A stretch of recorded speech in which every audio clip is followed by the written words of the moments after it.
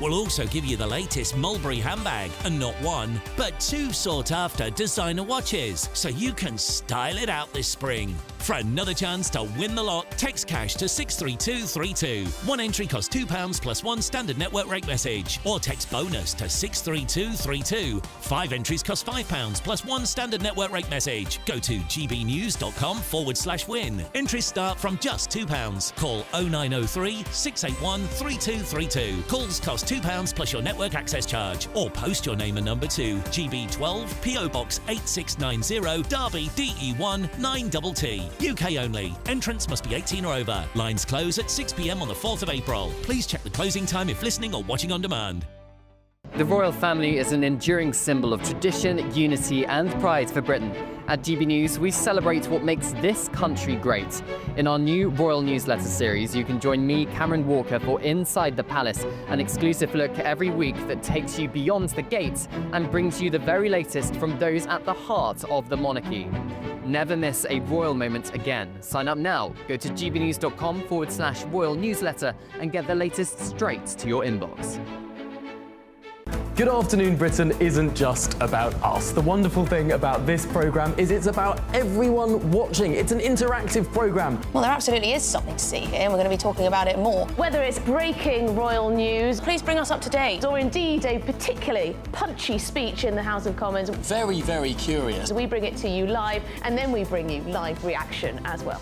That's Good Afternoon Britain, weekdays from midday. Only on GB News, the People's Channel, Britain's news channel. Headliners on GB News 11 p.m. every night. It's got 3 top comedians going through the next day's newspapers so you don't have to read them, which is great. That's a good point. He's lying. I mean, maybe he's not lying. That's Headliners every night from 11 p.m. and 5 a.m. as well on GB News, Britain's news channel.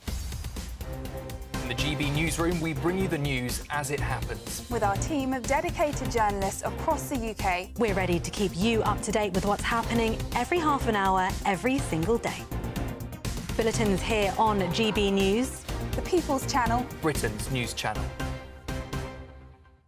If you want your news to be straight talking, this is a nightmare for the Conservatives again. Down to earth. It's not just Nottingham where this is happening, is it? And most importantly, honest. Hard-working, middle-class taxpayers, they'll get the book thrown at them. Then catch me, Martin Daubney, Monday to Friday, 3 till 6 p.m. on GB News, Britain's news channel.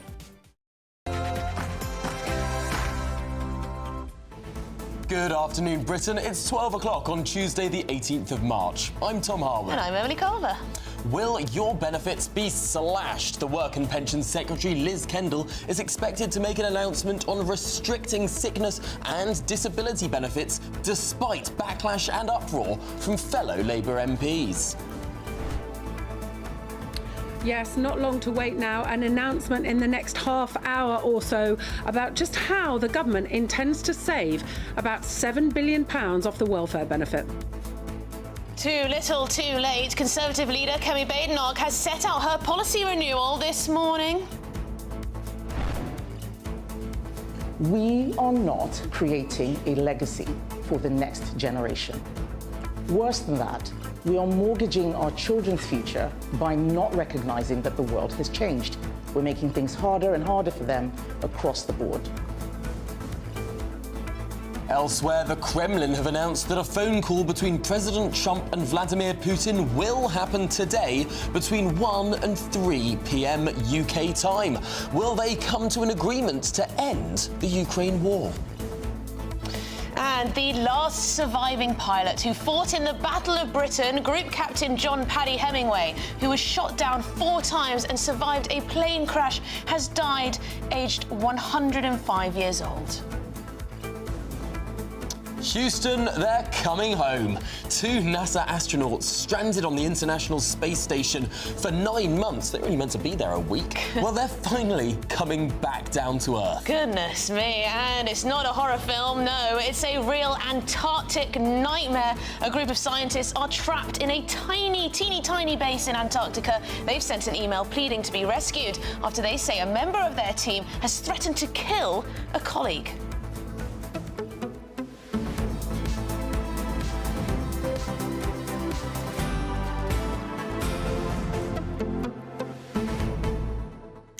We've got a lot to talk about today. I will say that probably the biggest story today has got to be what Liz Kendall is going to announce. We've been waiting so long to hear about which benefits are going to be cut, how many, for how long, who's it's going to affect, how much off the bill it's going to take. Will we find out today? And it's clear to say that there is a present crisis in welfare in the United Kingdom. The number of people claiming the amount of money that is just soaring by billions.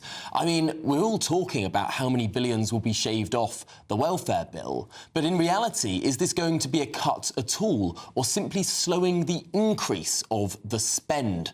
Because ultimately, there are parts of welfare that had successful reforms under the coalition years. We'll be speaking to Ian Duncan-Smith, a man who led many of those reforms around a decade ago.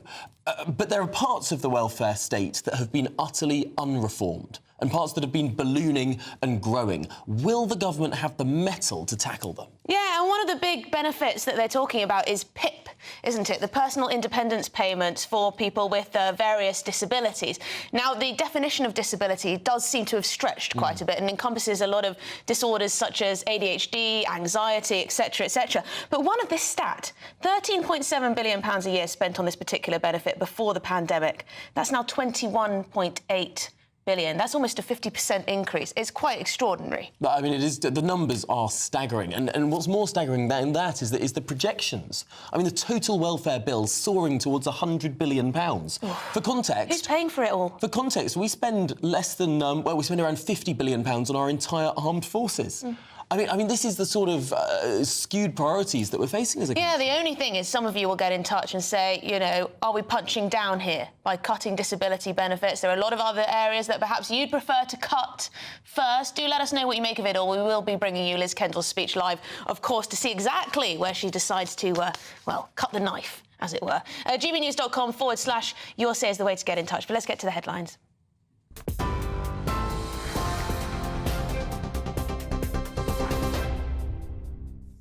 Tom, Emily, thank you and good afternoon. I'm Katie Bowen in the GB Newsroom. As you've been hearing, the government is set to unveil major welfare reforms today, with restrictions on some sickness and disability benefits to be announced imminently. Reports suggest that Work and Pension Secretary Liz Kendall could slash £5 billion of welfare payments. Downing Street has said that there is, quote, a moral and an economic case for an overhaul of the system, adding that it would put the welfare system back on a more sustainable path. Well, some Labour backbenchers have voiced concerns over potential changes to the Personal Independence Payment, the main disability benefit. We'll keep you updated on the Work and Pension Secretary's announcements in the next half an hour. Speaking a short while ago, Conservative Party leader Kemi Badenoch said that her party is not creating a legacy and that the UK is becoming weaker through complacency as she launched a major policy renewal programme. Ms Badenoch said that her party must develop credible plans based on Conservative values, as she labelled net zero by 2050 as impossible, adding that the target cannot be achieved without a drop in living standards. Kemi Badenoch outlined the policy during her speech. A big chunk of our existing bills are not direct energy costs. People are struggling to pay them.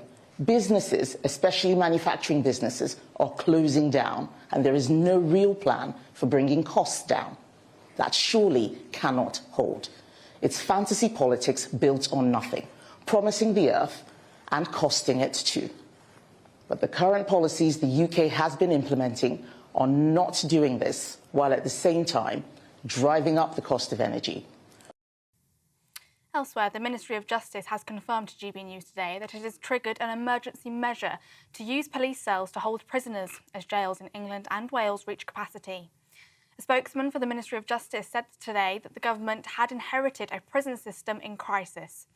Operation Safeguard has now been triggered to, what the government say, help manage temporary capacity pressures. The government said that they are working on 14,000 new prison places and that HMP Millsike will open in a few weeks' time. To the Middle East, where Hamas said a short time ago that communications with mediators on implementing a Gaza ceasefire deal are ongoing after Israel launched strikes on Gaza overnight. Palestinian health authorities have said that at least 400 people are dead and dozens injured. Strikes were reported in multiple locations across the Gaza Strip. The Israeli military said strikes would continue for as long as necessary and would extend beyond airstrikes, meaning Israeli ground troops could resume fighting.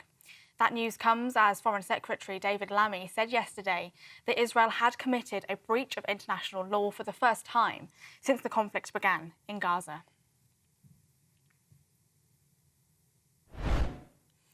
Just a brief breaking update now. Sir Keir Starmer told President Donald Trump that Ukraine must be put in the strongest possible position in order to secure a just and lasting peace, Downing Street said, following a call between the Prime Minister and the US President last night. Well, that comes as US President Donald Trump will speak with Russian President Vladimir Putin this afternoon in an attempt to convince his counterpart to accept a ceasefire in Russia's war with Ukraine. President Trump said he was looking forward to the call with the Russian president after what he said had been positive talks between Putin and US Special Envoy Steve Witkoff. The White House said President Trump is willing to impose more sanctions on Russia if his phone call with Vladimir Putin does not go well.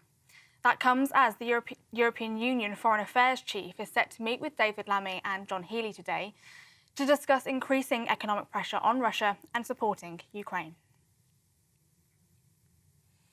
French riot police have evicted more than 400 migrants who have been occupying a theatre in central Paris. In the hours of this morning, hundreds of demonstrators gathered to protest the eviction. Migrants have occupied the Gate Lyrique for more than 3 months. And the last surviving pilot who fought in the Battle of Britain, Group Captain John Paddy Hemingway, has died, aged 105. Group Captain Hemingway passed away peacefully yesterday, the Royal Air Force said. He was part of the group known as the Few, who defended the UK from the large-scale assault by the German Air Force, the Luftwaffe. The RAF said Group Captain Hemingway's squadron shot down 90 enemy aircraft during an 11-day period in May 1940. The Prince of Wales has paid tribute to Mr Hemingway today, saying, "We owe so much to Paddy and his generation for our freedoms today. Their bravery and sacrifice will always be remembered. We shall never forget them." Those are the latest GB News headlines. Now let's go back to Tom and Emily.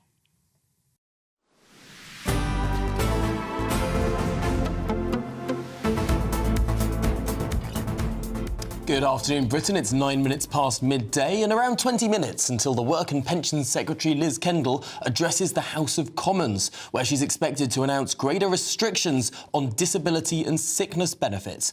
This despite opposition from many of her fellow Labour MPs. Yes, in particular, rules are expected to be tightened around the Personal Independence Payment, known as PIP.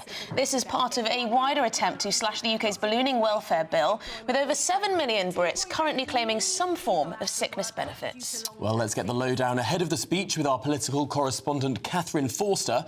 Because, Catherine, this is a treacherous moment for the government. They know they have to find savings, but politically it could be difficult.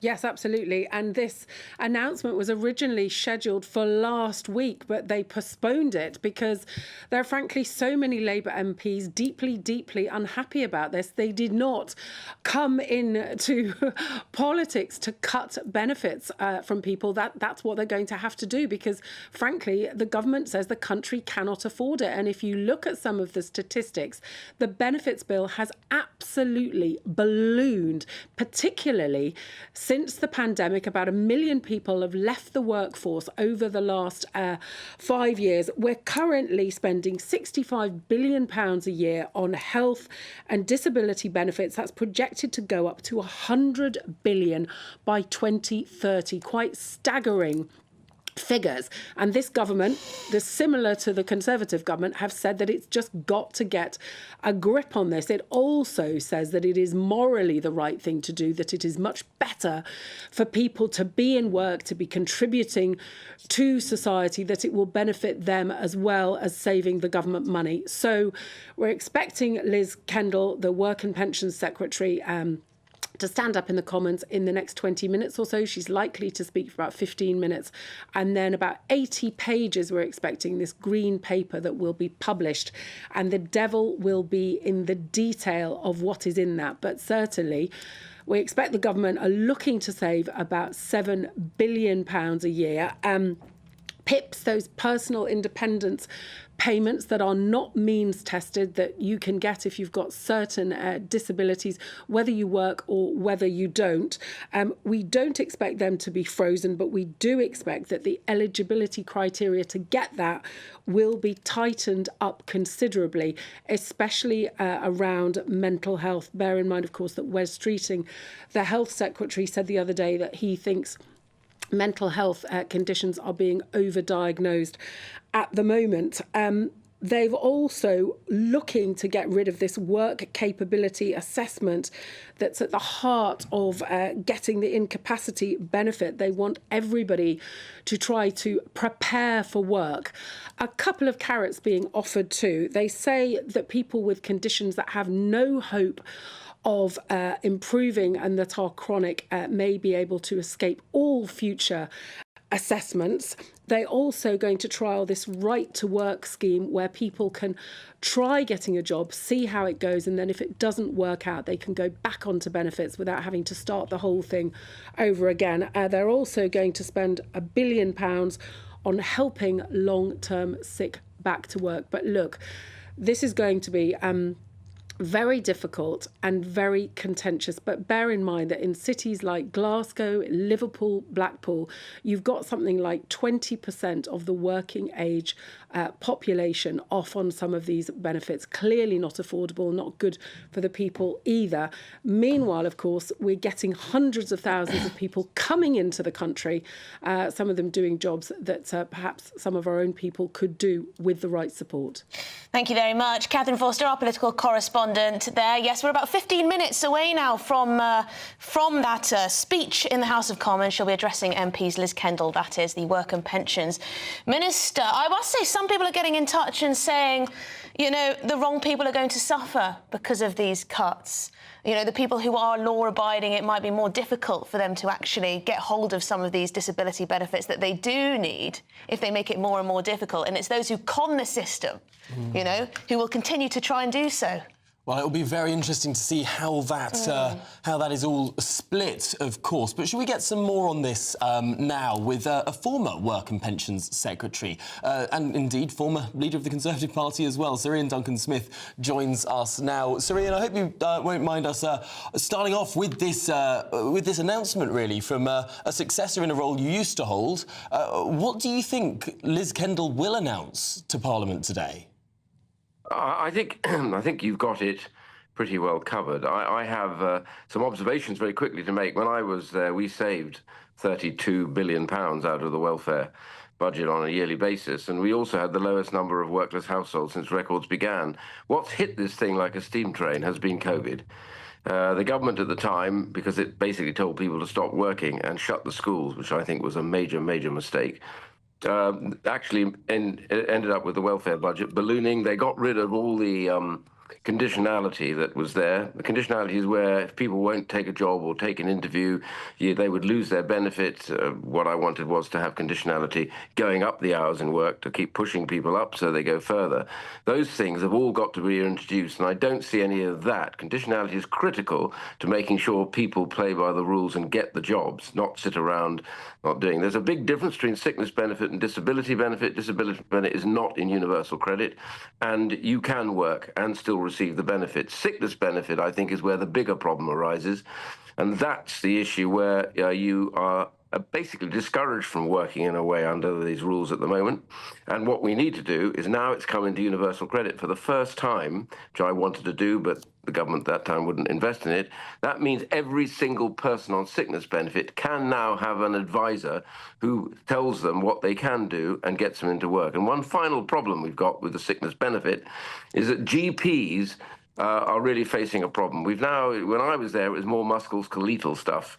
Now it's very much mental health. 60% of all the cases are mental health, and 60% of those, roughly, are anxiety and depression. Now that is very treatable. What's the best treatment for that? Work. The health department says it's a health treatment, so getting them into work will help them and also get them to be taxpayers again. So that's really, really the key focus they should have. And I don't hear anything on the conditionality at the moment. It's all very well saying somebody can try a job and fall out, but then that's okay. But what happens if somebody says, oh, I'll tell you what I'll do, I'll try the job, I'll fall out straight away, come back onto benefits. So you've got to have conditionality in this, otherwise the system doesn't work. Yeah, I mean, I must say, just on this, before we move on to Kemi Badenoch, a lot of people are getting in touch, viewers of this programme, to say that they feel as though Labour, with these changes, potentially are targeting British citizens when they need the money the most. We talked about the winter fuel payment as well being taken away from millions of pensioners. Now it's disability benefits that they're looking to crack down upon. A lot of people mentioning, you know, huge amounts of money that's being spent on our broken asylum system, huge amounts of money that's going on illegal migration and the housing of people who've come over here illegally on small boats and the like. They're looking at billions spent on foreign aid and things, and wondering why the Labour government are focusing on this. Well, because I think this is an easier target, that's why. The stuff you're talking about is about one big issue, which is who makes the final decision as to whether someone stays here or doesn't, who makes the final decision as to whether somebody receives benefits or doesn't when they've come in from abroad. All those are questions which are debated now because the courts keep returning them back, and also the Convention of Human Rights keeps overturning it, and our judges keep standing by that. So that's a big question for a Labour government, which they have yet to answer. I personally feel that we're going to have to do something seriously big about maybe even leaving the convention if we go on like this. And the second bit is, I think during lockdown, we literally destroyed a generation. And we wrote a book about this in the Centre for Social Justice, which has also written what to do on this. You can make tens of billions of pounds of savings from the welfare budget if you line things up about getting people back into work. That's the key element. And the key thing that's the problem for the Labour Party at the moment, they don't really want to face some of the bigger changes that they have to make. They're fiddling. And you ask why 5 to 7 billion? I'm suspicious. Well, then you look at the Chancellor has been told that she's lost her fiscal rule of having up to £10 billion available at all times. She's now having to find that. It's rather suspicious that 5 to 7 billion becomes their target. I think that's a real problem. No, it is strange, and of course we will hear more from the Chancellor with regard to her fiscal statement later in this month. A fiscal statement that is definitely not an emergency budget. I think it's very clear that we have to say that. It's interesting because when Rachel Reeves became Chancellor of the Exchequer, she said that she wanted to go down to one budget a year, and that this was going to be the hallmark of stability under the new government. One fiscal event, one budget, the certainty that that will provide the country in a turbulent time. And yet, what have we ended up with? Well, we're going to be having a second fiscal event. Things change, don't they? How many months on from the first one? 6 months or so? I feel like we end up saying that every day, don't we? Things change in politics. Somehow, out of the blue, what one has said one day does not appear the next day. Thanks to Sir Ian Duncan-Smith on that one, someone who knows a lot about how to, well, change the welfare and how the welfare system and reform it. Very, very sad, isn't it, just how many young people are not working, not in education, training or work. I mean, how do we go on as a country? 60% of these sickness benefit claims being mental health. I mean, there is something going on there that does need serious assessment. Absolutely. Well, this is Good Afternoon Britain on GB News. We do have lots more coming up on today's show for you. Of course, we're going to be bringing you that live statement from Liz Kendall, the Work and Pensions Secretary, on which benefits will be slashed. But also, the Kremlin have announced that a phone call between President Trump and Vladimir Putin will happen today between 1 o'clock and 3 o'clock. Will they come to some kind of agreement to end the Ukraine war?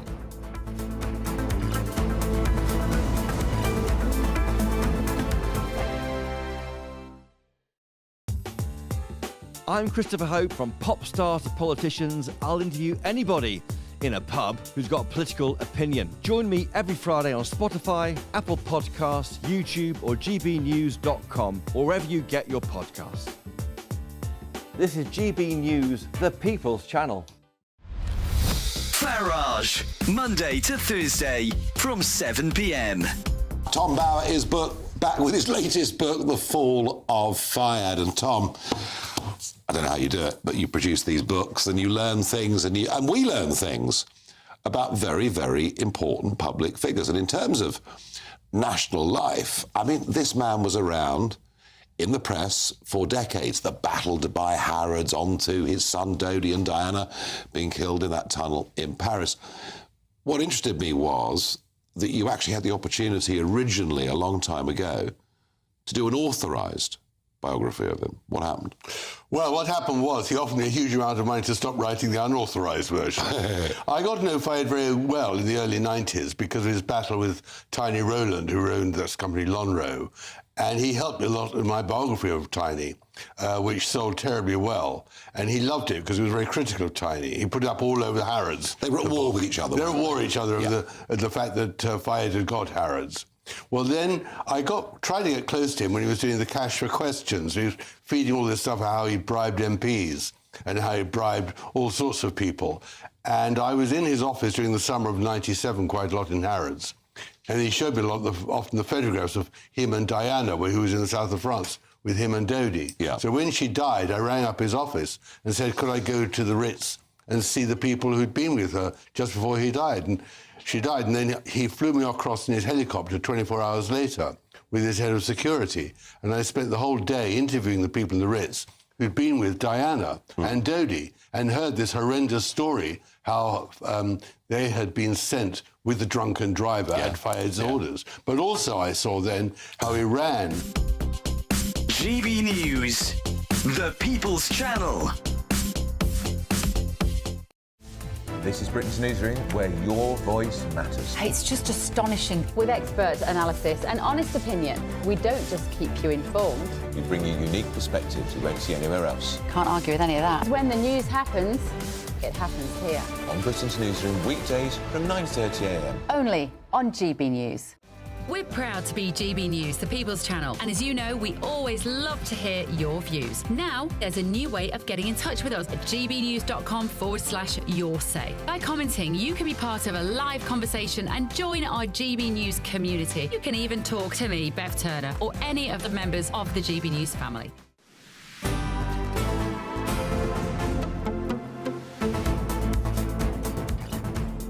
Good afternoon, Britain. It's 23 minutes past midday. Now, Donald Trump will hold a phone call with Russia's President Vladimir Putin later on this afternoon. Yes, between 1 and 3 o'clock, we hear. Now, posting on Truth Social, his social media website, the US president says he's looking forward to the call with the Russian president after positive talks between Putin and US Special Envoy Steve Witkoff.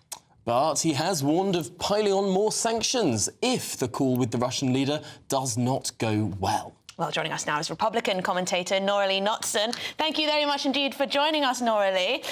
So we're hearing the latest that Vladimir Putin is going to be demanding a halt on all weapons deliveries to Ukraine during this 30-day ceasefire that's being proposed by Donald Trump. How is Donald Trump going to get this ceasefire across the line, do you imagine? Well, I think Donald Trump's going to do what Donald Trump is great at doing, which is the art of the deal. It's going to be all about economics on this phone call. Just before arriving here, I saw Elon Musk is already going to be in discussions about collaboration with Russia on space travel. I also saw that there's going to be collaboration between Russia and the U.S. on rare earths.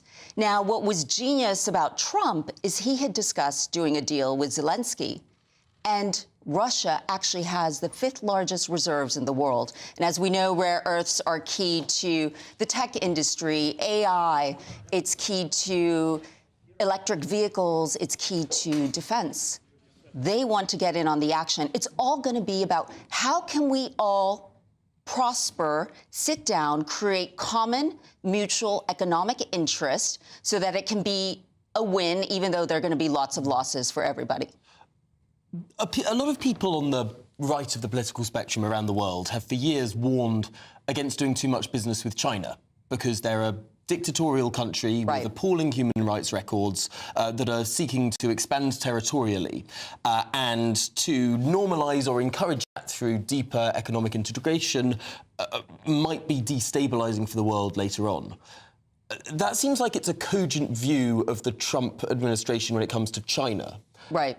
And yet it seems that all of those things could also be applied to Russia, the lack of democracy, the appalling human rights abuses, the territorial expansion, the unwillingness to engage with sort of, Western standards or ideals. Why one attitude to China and a seemingly and very, very different attitude to Russia? It's all about geographic realities. Who is our neighbor here in Europe? We share a border with Russia. Who have we been dependent on for energy? Russia. Russia also has some geographic realities. They don't have warm waters to be trading 12 months out of the year, which is why their port in Crimea is a very important issue for them, which is why neutrality for Ukraine and not joining NATO will be a very important issue to this discussion of a ceasefire and peace. Why would it threaten Russia for Ukraine to join NATO? As I've said before in the past, that's always been a red line for Putin. When they were transporting most of their oil through Ukraine and to be able to access the Black Sea, that's part of their economic interest. And Trump is smart enough to understand this and not try to antagonize Putin. All that NATO membership would mean is that if Ukraine was attacked again, it would be defended. Why would that be a concern for Vladimir Putin unless he wanted to attack again? I would use the analogy if Putin set up his military in Mexico. How do you think Trump would respond to that?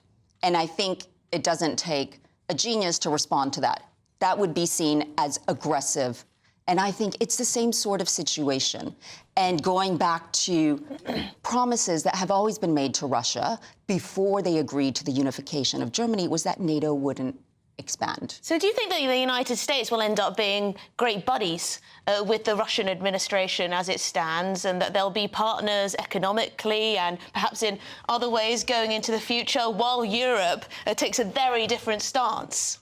I think it's about accepting realities and accepting that it's the largest country in terms of landmass in the world. It's got massive resources that we need. We need to find a way to get on with our neighbors. Maybe we're not ideologically aligned, but we can be aligned economically. I've seen this historically in business.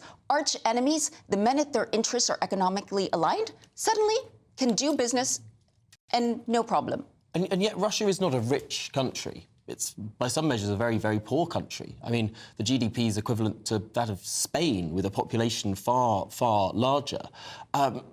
Is there a risk that we're pretending we're in a very different world, a world where Russia was still a superpower under the guise of the USSR?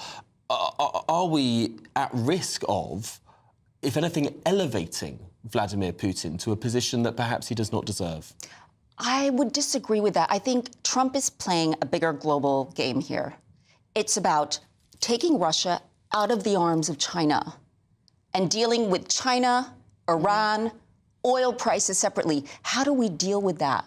We try to bring Russia on side and make it advantageous to Europeans, to Brits, and to Americans. And I think if we can be strategic and think about it, we will all win in the long term. Yeah, it seems to me that Donald Trump believes that he's got bigger fish to fry, and he wants to draw a line under this conflict in Ukraine, regardless of whether he's accused of appeasing one dictator or another. Don't you think? Yeah, I worry about the moral hazard that's being created. I understand the moral hazard, but it's very easy for us sitting here in this room to say we support war when we're not the ones on the front line losing our lives, when it's not your kids, my kids, losing our lives. It's a lose-lose, as I've said before, for Ukrainians, for Russians, for Europeans, for Brits, for Americans. Let's draw a line. Oh, yeah, let's find peace. If Donald Trump can fix this and can bring about peace, absolutely fantastic. Although it's not about definitely get behind that. War necessarily, it's about supporting defence. I mean, if my country was invaded, I'd want to fight back. I wouldn't want to give up. But let's think about why were they invaded initially, and this is where Trump understands. And Putin's come out and publicly said, if Trump were in power, this wouldn't have happened, because Trump understands how to work together and protect each other's economic interests. Well, we'll keep an eye on that phone call as it happens this afternoon. For now, Nora Lee, thanks indeed for joining us. Thank you very much. This Good Afternoon Britain on GB News. Yes, we're going to be going live to the Commons for that Labour welfare announcement. But first, let's get your latest news headlines.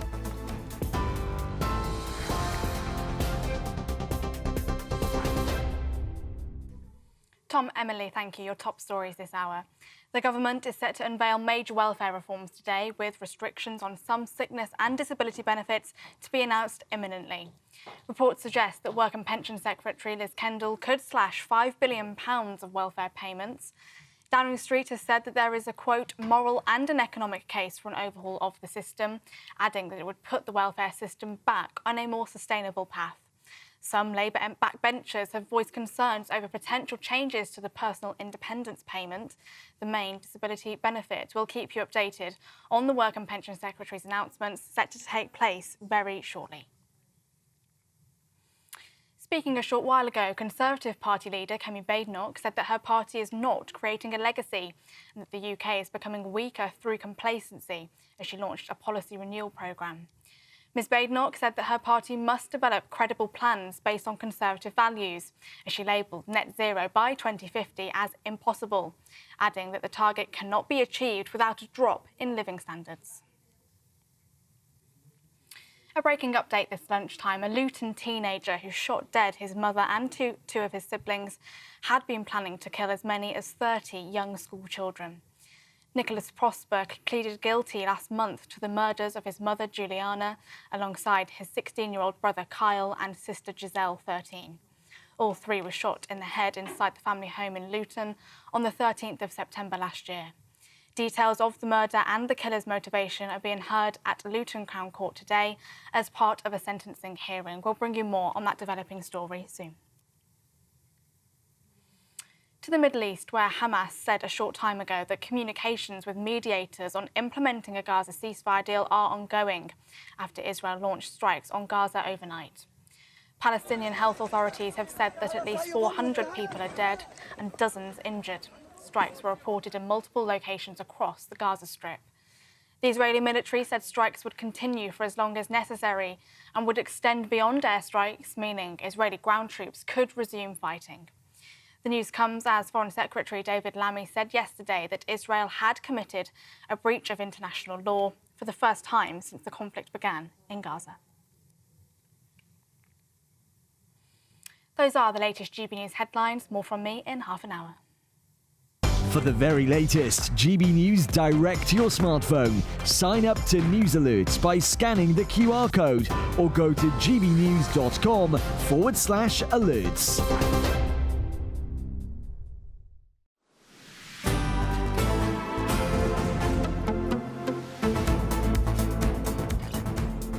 Good afternoon, Britain. It's 34 minutes past midday. We're going to take you live to the House of Commons now, where we're waiting for the Work and Pension Secretary, Liz Kendall, to get up on her feet. She'll be speaking after the Energy Secretary, Ed Miliband, finishes taking his questions. This a key moment for the government. Today, an important day for the Labour Party. A battle within itself over the course of what they stand for with regard to benefits.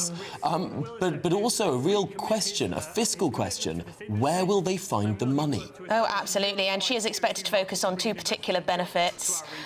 Personal independence payments, that's the PIP, and universal credit sickness payments too. So there could potentially be millions affected, these hundreds of thousands. The process of getting these payments, getting these benefits may well be changed, reformed by Liz Kendall. There has been rumour that she's watered down some of the changes she was expected to make, so they may not be as severe as some had thought originally. But here's the picture. We currently spend £65 billion on sickness benefits. It's expected to rise to £100 billion by 2030 if nothing is done. That would be twice the amount that we spend on our armed forces being spent on disability benefits alone. When it comes to sickness benefits, 60% of the claims for it are to do with mental rather than physical health.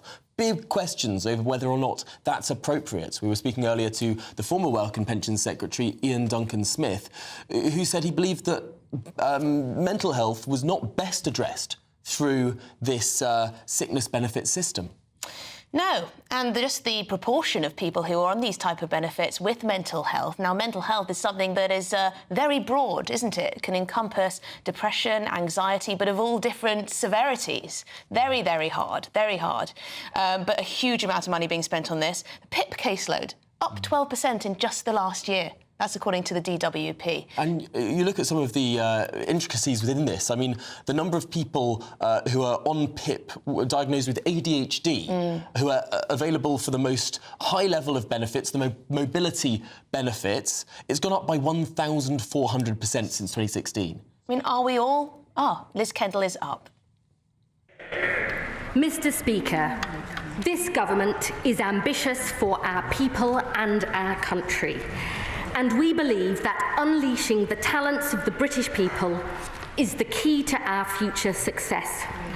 But the social security system we inherited from the Conservatives is failing the very people it is supposed to help and holding our country back. The facts speak for themselves. 1 in 10 people of working age now claiming a sickness or disability benefit. Almost 1 million young people not in education, employment or training. That's 1 in 8 of all our young people. 2.8 million out of work due to long-term sickness. And the number of people claiming personal independence payments set to double this decade from 2 to 4.3 million, with the growth in claims rising faster among young people and mental health conditions, and with claims up to 4 times higher in parts of the Midlands, Wales and the North, where economic demand is weakest.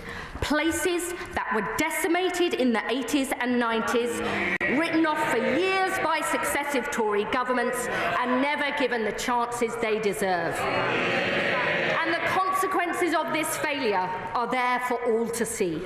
Millions of people who could work, trapped on benefits, denied the income, hope, dignity and self-respect that we know good work brings.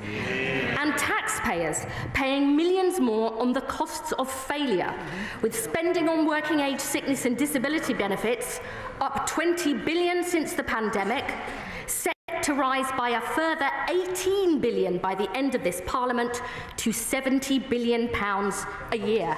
And it is not like this in most other comparable countries, where spending on these benefits since the pandemic is either stable or falling, whilst ours continues to inexorably rise. This is the legacy of 14 years of Tory failure. And today, Mr. Speaker, we say no more. Since we were elected, we have hit the ground running to get more people into good work through our plan for change. We're investing an extra £26 billion into the NHS to drive down waiting lists and get people back to health and back to work. We're improving the quality of work and making work pay with our landmark employment rights legislation and increases in the national living wage. We're creating more good jobs in every part of the country, in clean energy and through our modern industrial strategy. And we are introducing the biggest reforms to employment support in a generation with our £240 million Get Britain Working plan. Today, our Pathways to Work Green Paper sets out decisive action to fix the broken benefits system, creating a more proactive, pro-work system for those who can work, and so we protect it for those who cannot work now and for the long term.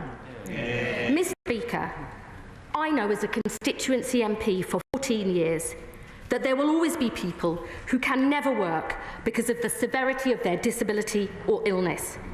Under this government, the social security system will always be there for people in genuine need. That is a principle we will never compromise on. But disabled people and people with health conditions who can work should have the same rights, choices and chances to work as everybody else.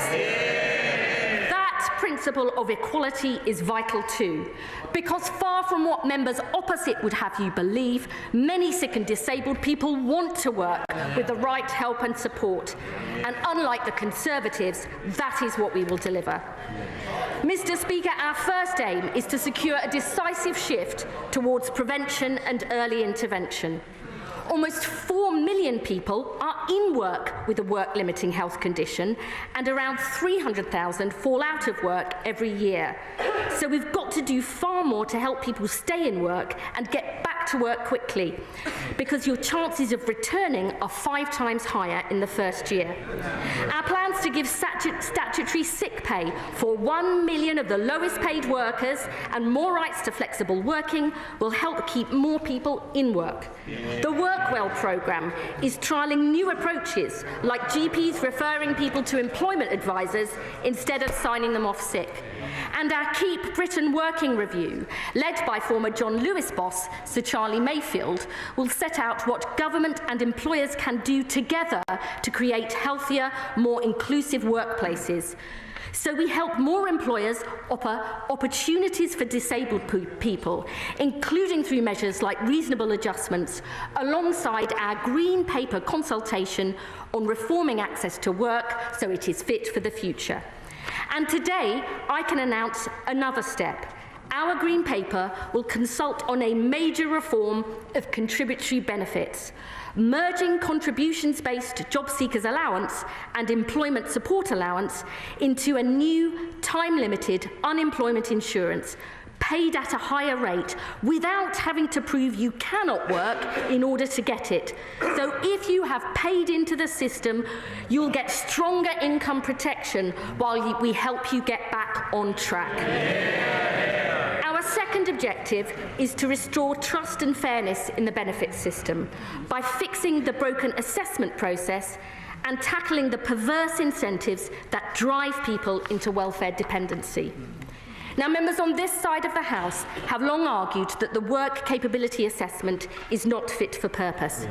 Going through the WCA is complex, time-consuming and often stressful for claimants, especially if they also have to go through the PIP assessment.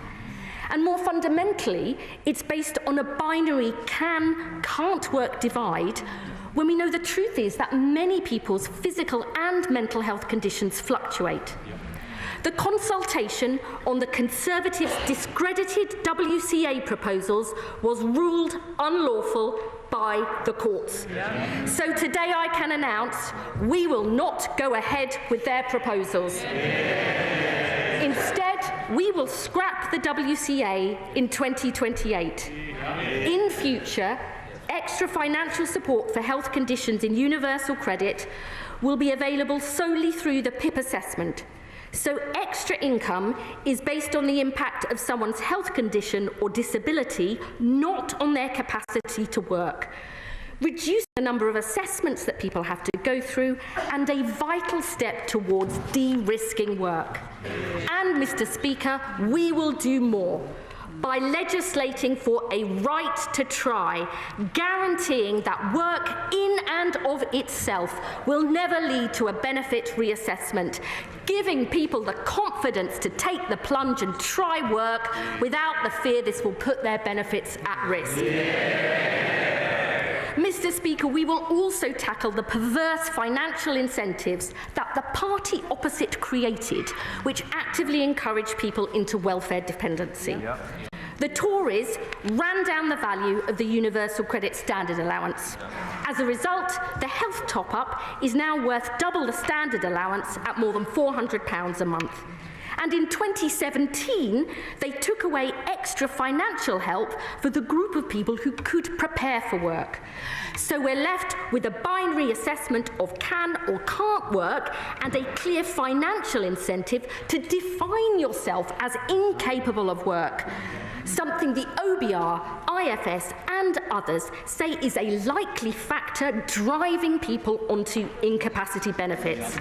Today, we tackle this problem head-on. We will legislate to rebalance the payments in universal credit from April next year.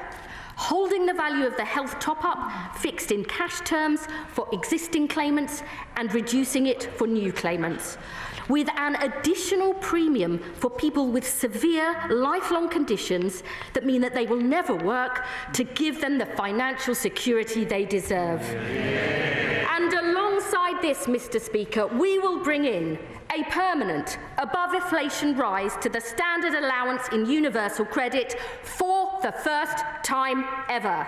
A £775 annual increase in cash terms by 2029-30, and a decisive step to tackle the perverse incentives in the system.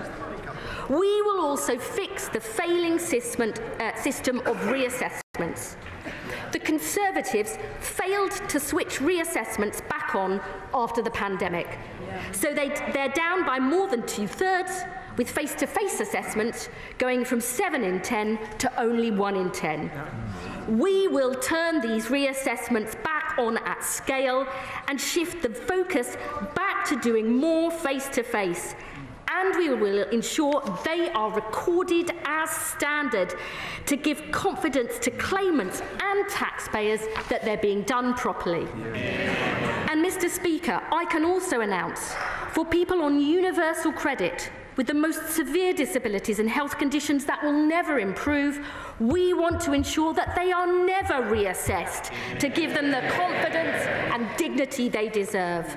And we will fundamentally overhaul the DWP's safeguarding approach to make sure all our processes and training are of the highest quality, so we protect and support the most vulnerable people.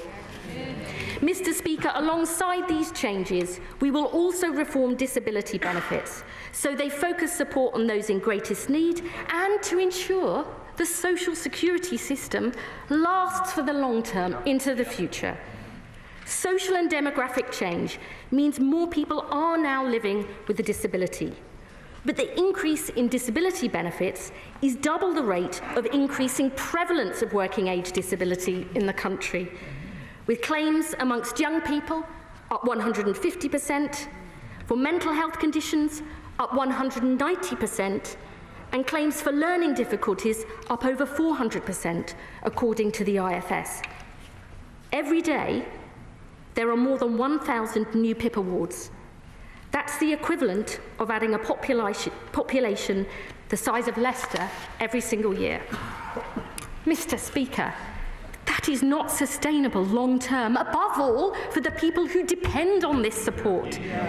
But the Tories have no proper plan to deal with this, just yet more ill-thought-through consultations.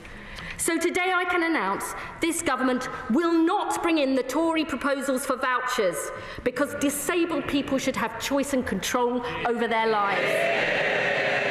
We will not means test PIP, because disabled people deserve extra support, whatever their incomes. And Mr. Speaker, I can confirm we will not freeze PIP either. Instead, our reforms will focus support on those with the greatest needs. We will legislate for a change in PIP, so people will need to score a minimum of 4 points in at least one activity to qualify for the daily living element of PIP from November 2026. This will not affect the mobility component of PIP and only relates to the daily living element.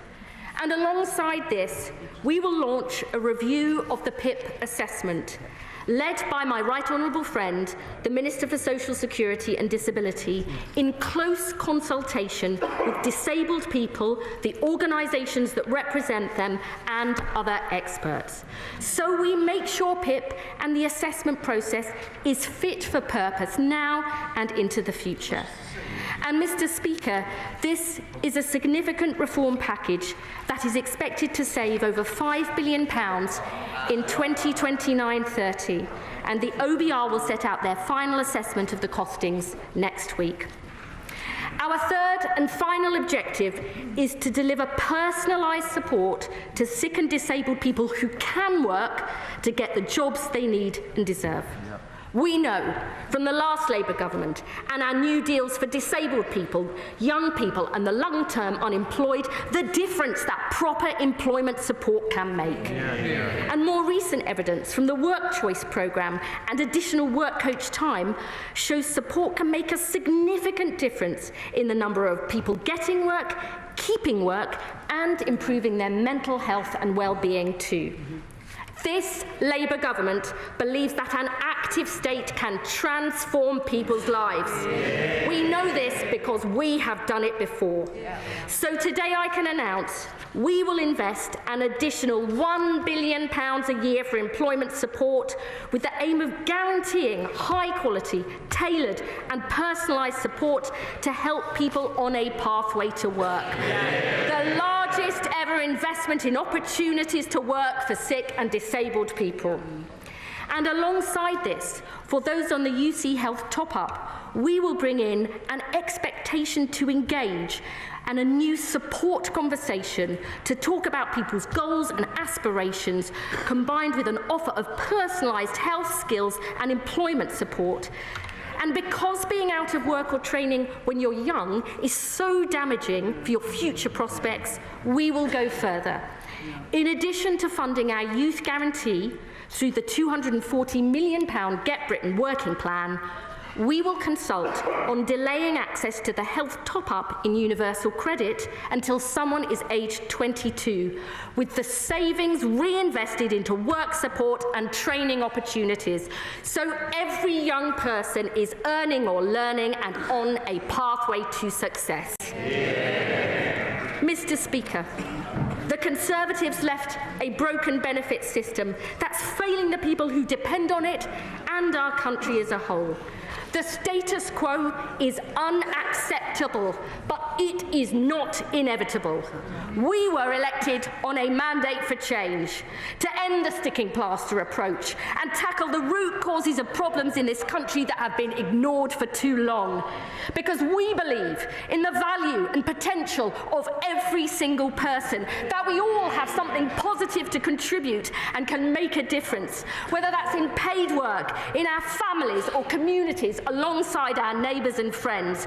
We will unleash this potential in every corner of the land, because we are as ambitious for the British people as they are for themselves. Today we take decisive action, and I commend this statement to the House. Shadow Secretary of State Helen Whately. Thank you, Mr. Speaker. And I thank the Right Honourable Lady for advance sight of her statement. She and I agree on one thing. The welfare bill is too high. Left unchecked, it will rise to £100 billion.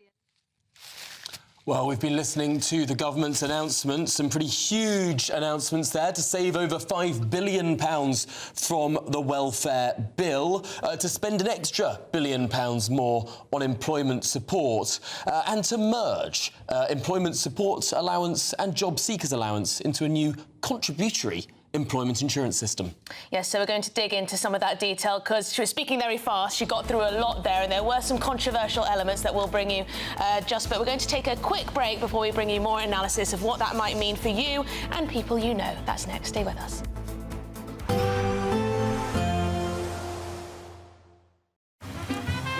Despite the morning rain, it'll be a nice, warm, cosy day ahead. Boxed heat pumps, sponsors of weather on GB News. Hello and welcome to the latest update from the Met Office for GB News. A dry and, for most of us, sunny day to come. Feeling warm out of the wind in the increasingly strong March sunshine, but the wind still has a cold feel to it. It's coming from the southeast, and it's that wind that has cleared the cloud overnight for most of us. However, the cloud continues to persist across parts of Northern Ireland, particularly towards the north and the west, and a few patches of cloud also for the Western Isles and the Northern Isles. Otherwise, it's more or less a sunny day for the vast majority. Yeah, it'll be breezy across the south and the southwest in particular, and the wind will feel cold, particularly around North Sea coast. But temperatures a little higher compared with yesterday, highs of 10 to 12 Celsius, 13 perhaps across parts of West Wales. Into the evening, under those clear skies and with the wind easing for a time inland, temperatures will fall away once the sun goes down. So we're looking at, again, a clear night to come, but with those temperatures falling. And for parts of Northern Ireland and Scotland, Northern England, well, through the course of the night, we are likely to see some mist patches form. But for the vast majority, it's simply a clear night. There'll be 1 or 2 patches of cloud towards the southwest and the far north, and we keep that breeze going across the far south and southwest. That's going to prevent a frost across some southern and southwestern counties as we start off Wednesday. Otherwise, it's a widespread frost up and down the country. Temperatures widely -1, -2 Celsius, but in some shelter spots of northern UK, -5 to -9 degrees first thing. So a very chilly start to the day, but it will soon warm up, and by 8 or 9 a.m. the frost disappears. Widespread sunshine once again, and those temperatures will continue to climb because we've got this southerly airflow by Wednesday afternoon. It's going to be relatively warm, temperatures reaching 16, 17, perhaps even 18 Celsius across some southern areas. There will be a light breeze in the morning, leading to a warm front. Boxed heat pumps, sponsors of weather on GB News. We're giving you the chance to splash out this season with an incredible £17,777 in tax-free cash. Jet off on your dream holiday, treat yourself to something special, or just save it for a rainy day. You'll also receive 2 brand new designer watches and a Mulberry handbag, so you can really look the part this spring. For another chance to win the lot, text cash to 63232. One entry costs £2 plus 1 standard network rate message, or text bonus to 63232. 5 entries cost £5 plus 1 standard network rate message. Go to gbnews.com/win. Entries start from just £2. Call 0903 681 3232. Calls cost £2 plus your network access charge, or post your name and number to GB12 PO Box 8690 Derby DE1 9TT. UK only. Entrance must be 18 or over. Lines close at 6 p.m. on the 4th of April. Please check the closing time if listening or watching on demand. Good luck. This is GB News, Britain's news channel.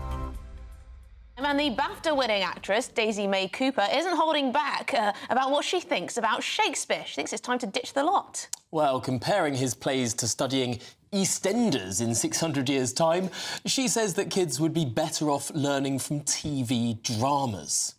But is she onto something, or is the Bard still a class act? Sometimes it's better not to say anything, isn't it? Anyway, joining us to discuss this is the lifestyle journalist and parenting expert Annette Kello.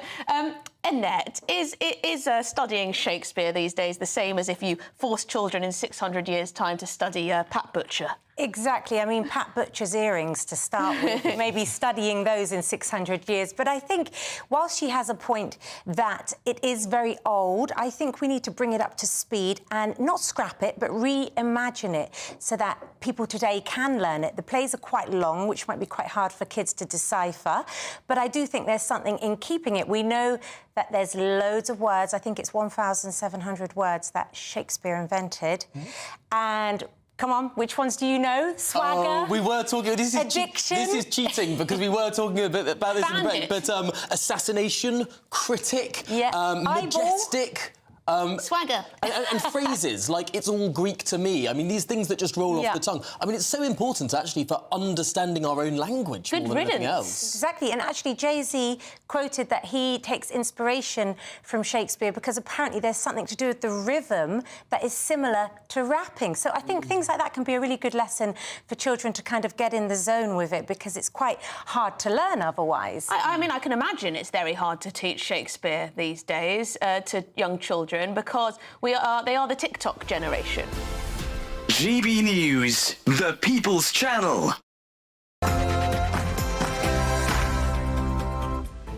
Good afternoon, Britain. It's 1 o'clock on Tuesday, the 18th of March. I'm Emily Carver. And I'm Tom Harwood. Well, have your benefits been slashed? Work and Pensions Secretary Liz Kendall has just announced restrictions on some sickness and disability benefits, despite considerable uproar from some of her fellow Labour MPs. Have you been affected? And too little, too late. Conservative leader Kemi Badenoch has set out her policy renewal this morning. We are not creating a legacy for the next generation. Worse than that, we are mortgaging our children's future by not recognizing that the world has changed. we're making things harder and harder for them across the board. The Kremlin has announced that the phone call between President Trump and Vladimir Putin will happen today between 1 o'clock and 3 o'clock any time now, so it could have started right now. Will they come to an agreement to end the Ukraine war? And the last surviving pilot who fought in the Battle of Britain, Group Captain John Paddy Hemingway, who was shot down 4 times, survived a plane crash, landed in a tree on one occasion. Well, he's died, aged 105. And Houston, they're coming home, finally. 2 NASA astronauts stranded on the International Space Station for 9 months. They were only meant to be there for about 8 days. Well, they're finally coming home. And the pothole plague. The repair backlog in England and Wales reaches a shocking new high of £17 billion. How bad is it where you are? A pothole is filled every 18 seconds on Britain's roads, and that's been happening for the last 10 years, and there's still a repairs backlog of almost £17 billion.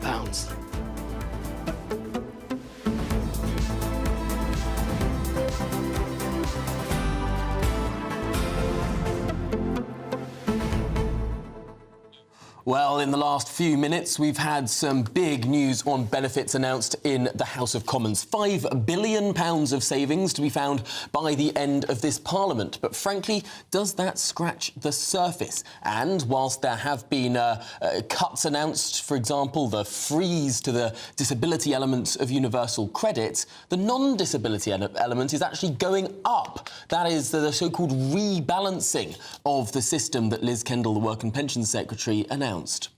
Yes, they've decided not to freeze that PIP payment for now, but how you are eligible for it will be tightened up quite considerably, and that is where I believe that they're going to make these massive savings. So it could become far more difficult. You may have to prove more times than you do right now, more frequently, that you need those benefits. But that's what they're trying to do. They're trying to make it more difficult for people to apply for such benefits. They want more face-to-face interviews as well, not just the phone consultations that have become the norm since COVID. And perhaps the idea there is that a face-to-face conversation, you're going to perhaps get more truth out of people, because clearly, by any metric, there are people taking advantage of the system as it stands. Yes, I mean, Liz Kendall, she seemed incredibly impassioned, didn't you? A lot of you getting in touch to say she sounded quite angry when she was delivering that speech. It certainly was very quick indeed. She went through it very speedily, very rushed, I would say. Hard to make sense of it all in real time.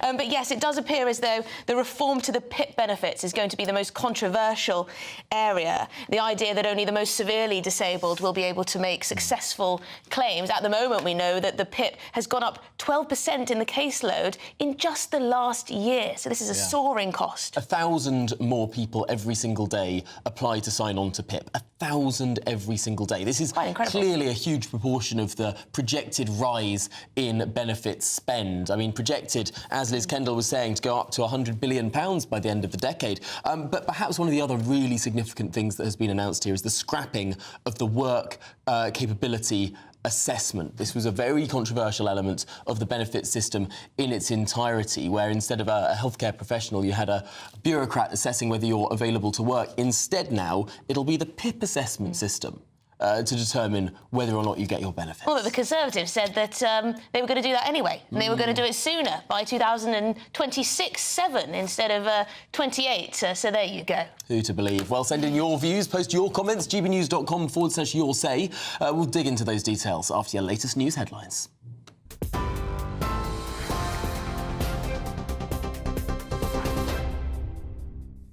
Tom, Emily, thank you. Your top stories this hour. Work and Pensions Secretary Liz Kendall has unveiled major reforms to the welfare system in Parliament a short while ago, promising decisive action to fix the broken benefit system. Liz Kendall announced £1 billion investment in employment support, scrapping the work capability assessment by 2028 and legislating a right-to-work scheme for people to get back to work without risking their benefits. £5 billion of welfare benefits will be cut by the end of this Parliament. Amongst the raft of reforms, the Work and Pension Secretary said that 2.8 million people are out of work due to sickness and criticised 14 years of Tory failure. Here's what she had to say. But the social security system we inherited from the Conservatives is failing the very people it is supposed to help and holding our country back. The facts speak for themselves. And the number of people claiming personal independence payments set to double this decade from 2 to 4.3 million, with the growth in claims rising faster among young people and mental health conditions, and with claims up to 4 times higher in parts of the Midlands, Wales and the North, where economic demand is weakest, places that were decimated in the 80s and 90s, written off for years by successive Tory governments and never given the chances they deserve. We'll bring you more on those welfare announcements shortly. Elsewhere, Conservative Party leader Kemi Badenoch said that her party is not creating a legacy and that the UK is becoming weaker through complacency as she launched a policy renewal programme today. Ms Badenoch said that her party must develop credible plans based on Conservative values, as she labelled net zero by 2050 as impossible, adding that that target cannot be achieved without a drop in living standards. And US President Donald Trump will speak with Russian President Vladimir Putin this afternoon in an attempt to convince his counterpart to accept a ceasefire in Russia's war with Ukraine. The call comes as Downing Street shared that Sir Keir Starmer and President Trump spoke last night, with the Prime Minister saying that Ukraine must be put in the strongest possible position in order to secure a just and lasting peace. President Trump said he was looking forward to the call with the Russian president after what he said had been positive talks between Putin and US Special Envoy Steve Witkoff. The White House said that President Trump is willing to impose more sanctions on Russia if his phone call with Vladimir Putin does not go well. Those are the latest GB News headlines. Now let's go back to Tom and Emily.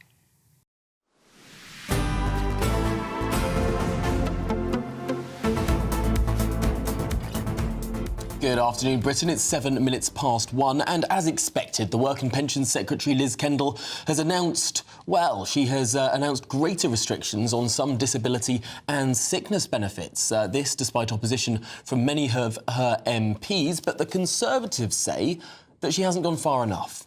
Well, for more reaction, we're joined by the Labour MP for Bassett Law, Joe White.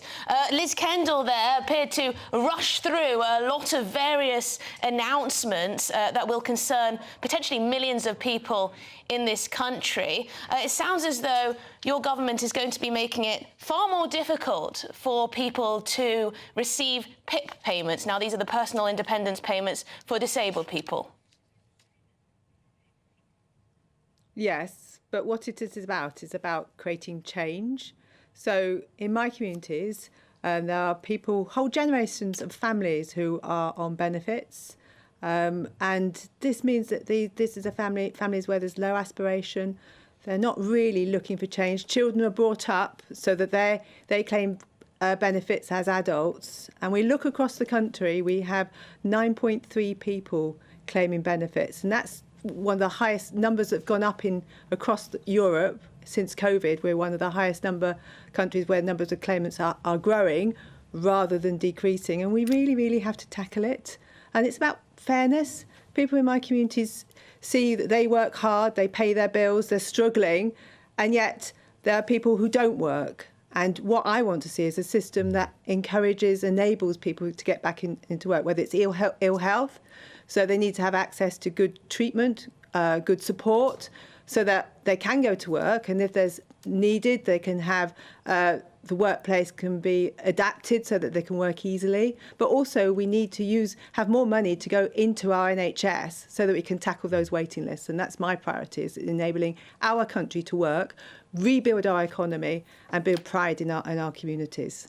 Clearly there is a cross-party consensus that the way the benefit system is currently constructed is not working, is incentivising people to stay at home, is perhaps most damaging for people with mental health illnesses who are precluded from working if they want their benefits, and there's almost no halfway house. What about today will start to change that? And I suppose I want to put to you the challenge that we heard from the Conservatives today, that this has perhaps been too timid, that the cuts have not been as big as many people were expecting. Well, it's about creating a balance. there are people who have been very, very fearful of these changes, and there are people who shouldn't work. Their illnesses or their disabilities mean that they need to be protected, and I'm very pleased to see that Liz's announcements today will protect those people. But what we have to do is support people to get back into work. And it may be staged. So if somebody's off work, and my view is that if you have a mental health problem, usually if you're in work, that helps. But that needs to be staged. So some people may need support as they go back into the workplace. And that's what I'm hoping that this bill will bring forward. And what are the Labour government going to do to ensure that people coming to this country contribute rather than take out of the public purse through benefits? A lot of our viewers are concerned that a lot of people coming to this country aren't actually being a net benefit to our economy, but actually a drain. A recent analysis of the government's own figures shows that more than 1 million foreigners are claiming benefits, universal credit and the like, to the tune of £7.5 billion. I mean, can we afford that? How is the government going to ensure that people coming to this country are putting in rather than taking out? Well, at the moment, people have been coming into this country to do some of the low-paid jobs, and the employment bill that's just gone through Parliament last week is about increasing wages and increasing skills within the workplace. And our challenge is that those jobs need to be higher skilled, better valued and filled by British workers. And therefore, people coming in, working in this country and having to top up their wages via UC, universal credit, needs to decrease. And that's what we have to tackle. We're looking at the numbers here. The numbers, 65 billion currently being spent on health disability benefits. Projections that it will rise to 100 billion. Is this £5 billion savings about £5 billion less than we currently spend, or £5 billion less than the projected increase, which would be an increase of £35 billion anyway? Well, you're asking me for technicalities there. What we have to do is reduce the benefits bill, but my view is that money needs to be spent in our NHS and increasing our skills and training so that we can help enable those people to get back into work. OK, well, Jo White, thank you very much indeed for your time. Really appreciate it. Labour MP for Bassett Law. Right, shall we speak to the Executive Director of Strategy, Impact and Social Change at Scope, James Taylor, for more reaction to what Liz Kendall has just announced. Thank you, James, very much for coming on the show. Do you think Liz Kendall has struck the right balance here?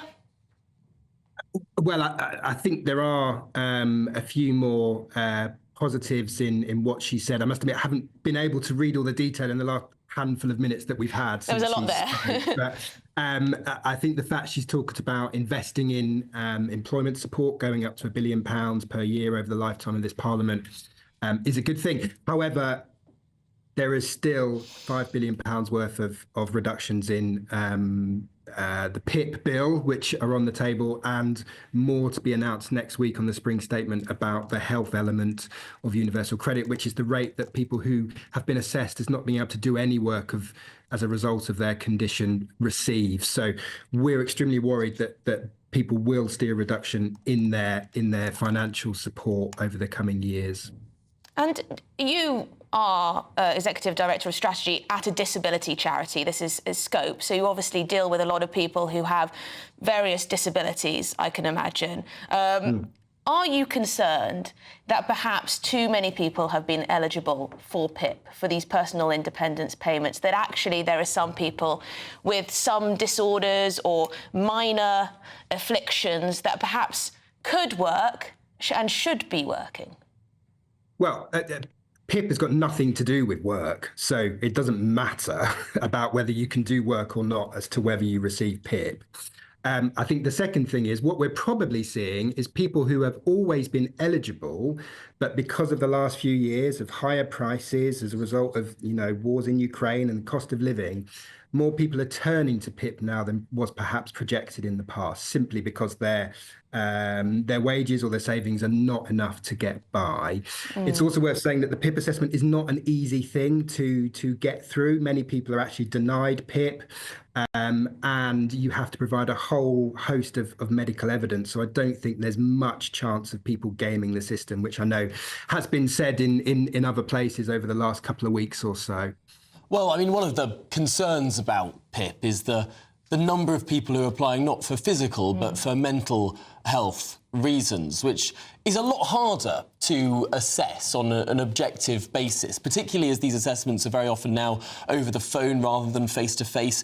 It's very hard to peer inside the mind of someone else. I mean, there is a genuine concern that perhaps with all the very righteous focus on mental health over the course of the last decade or so, perhaps the pendulum has swung slightly too far, and that it is actually less helpful for people, particularly with minor mental health disabilities, less helpful for them to be out of work. Well, it might be. I mean, it completely depends on the circumstances, but that's got nothing to do with the PIP assessment. PIP assessment doesn't assess whether you're fit for work or not. It assesses whether your condition impacts on you and what financial support you might need to manage any extra costs. Now, people with mental health conditions do experience extra costs that many individuals who don't have them or aren't disabled don't experience. The cost of getting about, the cost of adaptations in your home, for example, cost of carers. Sure, but James, things like ADHD, I mean, I know a number of people with ADHD who are living their lives and don't need PIP payments as a result of their condition. Apparently over 40% of people who claim for PIP on the basis of ADHD are then receiving it. They're being given it. So it's not that difficult, really, unless I don't know about the ADHD. I mean, how bad can ADHD be that you need to have a PIP payment paid for by taxpayers? Well, it's often unlikely that is the only thing that individual would be presenting with. Right. ADHD is also different for different people, impacts them in different ways. Everybody has different circumstances. I think the fact is, PIP is assessed, and regardless of whether it's over the phone or in person, there is very little difference in the success rates. So yes, we might say, oh, it's easy to get it over the phone. The evidence doesn't back that up at all. If anything, it's the same whether you're in person being assessed or having it over the telephone or online like we're speaking now. OK, well, James Taylor, Executive Director of Strategy at Scope, I really appreciate your time today on GB News. Thanks for joining us. Well, there you go. Let us know your thoughts. gbnews.com/your say. Do you think Liz Kendall's heading in the right direction? Or do you make cuts elsewhere? Well, in other news, the Conservative leader, Kemi Badenoch, she says that her party's previous target of reaching net zero by 2050 is now actually impossible. Yeah, she was setting out her party's plan of renewal earlier today. She said that they must offer credible plans that are rooted in realism, not wishful thinking, and show that we're thinking about tomorrow. Let's break it all down with our political editor, Christopher Hope, who is at the speech. Chris, big announcement there, a headline-grabbing announcement from the Leader of the Opposition. That's right. Hi, Tom. Hi, Emily. Welcome to Downing Street, where it's all action today in politics with, of course, you heard there from Liz Kendall about the benefits changes, but also Kemi Badenoch, 4.5 months since she became leader of the Conservative Party, now setting out the start of a policy platform. The first thing she's announced, apart from restoring the VAT cut for private school fees during the leadership campaign, the first thing she's announced properly is saying she thinks the net zero target by 2050 is impossible. She says we're taking down oil fields in Scotland because the plan doesn't make sense.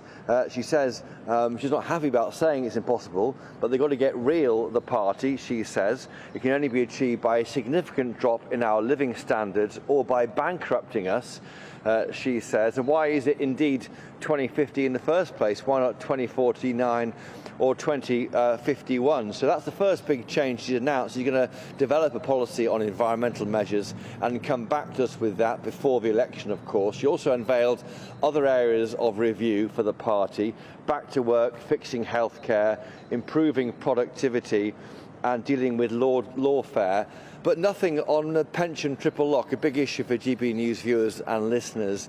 And also on the issue of Ukraine, that will come to the fore later on when Vladimir Putin speaks to Donald Trump. And those are the two areas that I asked her the question about for GB News earlier today.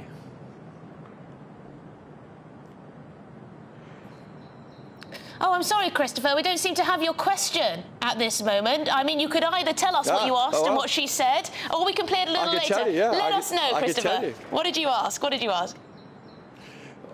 Well, I was particularly concerned about the issue of the pensions triple lock, and also the issue of boots on the ground. And should there be a vote amongst MPs in Parliament on that? And on the former, she said that the only place she'll announce a review of policy is from a platform. She didn't say entirely. She said the policy right now is a triple lock. That's guaranteed the election. But she wouldn't say whether that might change. And that is nervous, I think, for some people who watch and listen to GB News. And on the issue of Ukraine, there's a big phone call later on today between the two leaders controlling that conflict, Putin and Trump. And she said she wants to see a unanimity across the whole House of Commons. I also spoke latterly with Priti Patel, Dame Priti Patel. She made clear that the Tories expect a vote of MPs before British troops are employed on the ground. So I think there's a really important commitments here from a Tory party slowly finding its feet after the disaster of last July's general election. They all want to scrap the triple lock, don't they, really? But they can't. Politically, Christopher Hope, thank you very much indeed. Our political editor there outside Downing Street. Well, we're talking about the... Ideologically, Kemi Badenoch must want to scrap. Well, we're talking about the disability benefits bill and the fact that it's going up to 100 billion if nothing is done.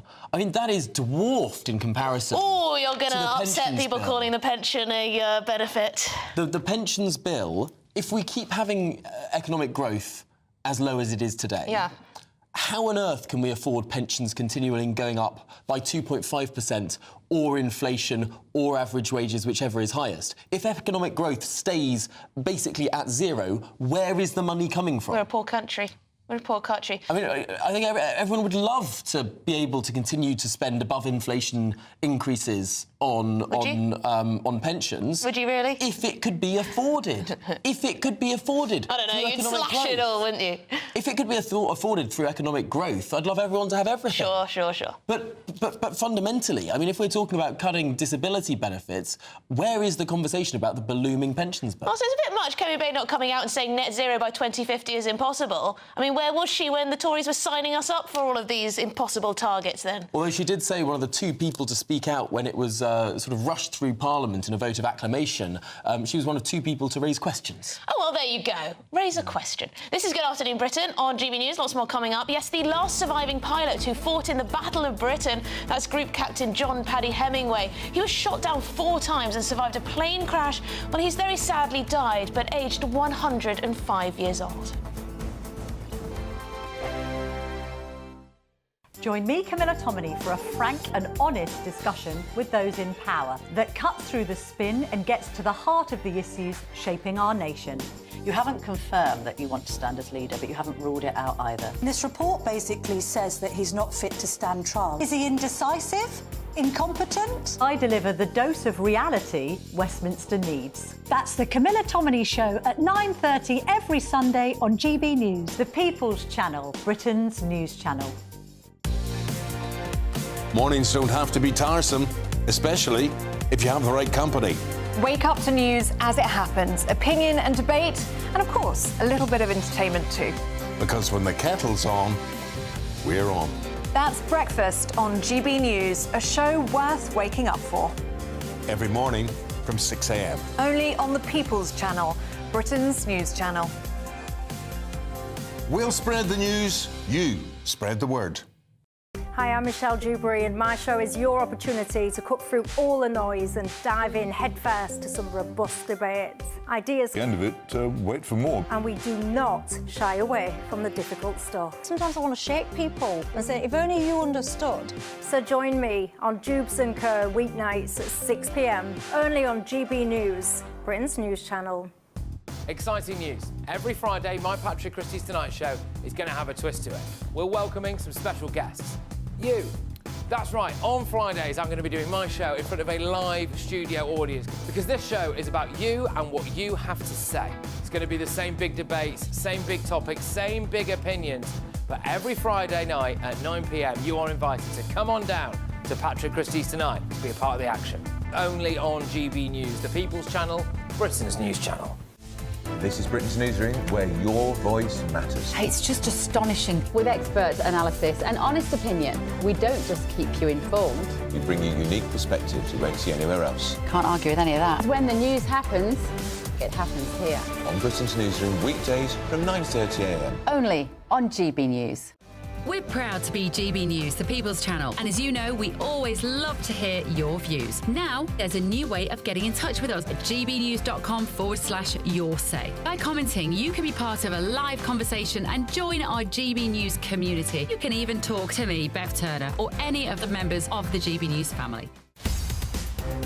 In the GB Newsroom, we bring you the news as it happens. With our team of dedicated journalists across the UK, we're ready to keep you up to date with what's happening every half an hour, every single day. Bulletins here on GB News, the People's Channel, Britain's news channel.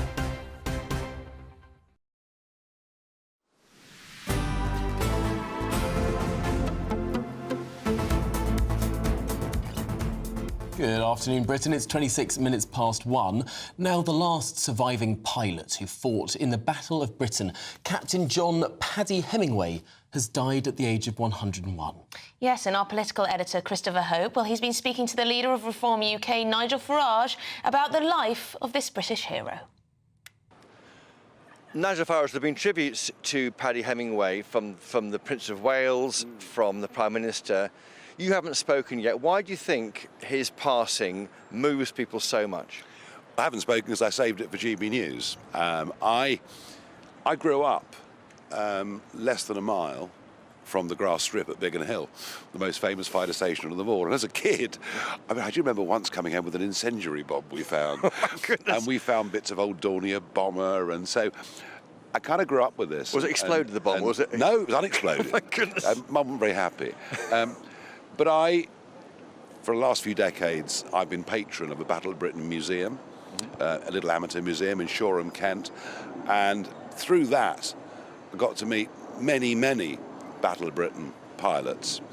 And of course, of the few, as Churchill called them, the famous at the end of the battle, Churchill says, never in the field of human history was so much owed by so many to so few. It's about 3,000 young men that flew in the Battle of Britain. It started at the middle of July, went through to the end of September. And the 3,000 of them take part. And the last one of all of them has just died aged 105. And we're meeting here at the Battle of Britain Memorial on the embankment in London. Yeah. It's an active memorial. Look at the airman there running to his Spitfire to defend the country. Or Hurricane. Or Hurricane, yeah. Or Hurricane. Yeah. And that's important. And it's funny, when I used to meet them, you know, in their 90s or whatever they were, 80s, whatever, I could always tell who was a Spitfire pilot and who was a Hurricane pilot, because pilot officers flew Spitfires and generally pilot sergeants flew Hurricanes. There was almost like a class divide as to who flew what. But it's one of those stories. There is no doubt, no doubt, that if it hadn't been for the few, if it hadn't been for the Luftwaffe giving up on air superiority, that Hitler would have invaded the country. And there is no doubt we would not have been able to defend ourselves. Let's walk along a bit further here where some of the names are of those who fell. Why do you think this resonates so much with our generation now, who haven't seen action in the same way? We haven't, but we know lots of people who've served in Iraq, in Afghanistan and elsewhere. I think it's something about 1940, isn't it? It's the year that Britain stands alone. I mean, to be fair, the Greeks did hold out a bit too, but it's the year that Britain stands alone. And just there's something has become incredibly romantic in our folk history about this particular group of people. I also think the Spitfire And there are now more Spitfires flying than there have been for decades, because they're doing up old ones, they're putting them back in the air, the distinctive sound of the Merlin engine, the beauty of the shape. There is something, even though it's to do with war and death, there's still something romantic about the Spitfire narrative. And you met, did you, Paddy Hemingway? I met him once at Hendon, at the RAF Museum. But I knew some of the others really very well. It was a great shame, because the 80th anniversary of the battle, of course, lockdown happened. So like the little museum in Shoreham that I'm part of, we weren't able to celebrate the 80th, perhaps in a way that we'd have liked. And what can we learn from them, that generation now? I mean, we look back at that as the best of us, really, the best of our generation as Brits. Well, what can we take from that? Well, just read Robert Hardman in today's Daily Mail, a 3-page interview with Hemingway, aged 104. And 4 times he was shot down, escaping through German lines in Italy. What can we learn? You know what we can learn is that even when the odds are against you, which they were, if you're determined, if you believe in what you're doing and you have the right cause, you can win through. I just want to ask one question about Ukraine. I mean, we're going to see a conversation tonight between President Trump, Vladimir Putin. There is talk about British troops on the ground. Can they fire back? I mean, we're now back in this same situation of discussing putting our boys in harm's way. Should there be a vote of MPs on that? And where do you sit on the issue of Ukraine? Well, the fact we're having talks, albeit talks about talks today between Putin and Trump, is a good thing. That's a good thing. I think the worry is that Putin must not be seen to come out of this having achieved a big victory out of the invasion. This is going to be difficult. It's going to be very, very difficult indeed. I am very nervous about putting British troops into Ukraine, and I'll tell you why. Troops were put into Korea at the end of the Korean War. 71 years later, there are still 25,000 American troops in Korea. If we're going to make a commitment to Ukraine, number one, the army isn't big enough. And number two, how long is it for? What are the rules of engagement? There's a lot of questions here. And I have no doubt if Keir Starmer was to do this without a vote in Parliament, there'd be uproar. Right. Well, there was Nigel Farage, the Reform UK leader, speaking to our political editor a little bit earlier on. One man that was mentioned in that interview was the journalist and author Robert Hardman. Delighted to say that we actually have Robert Hardman with us now. Your book, of course, comes highly, highly recommended.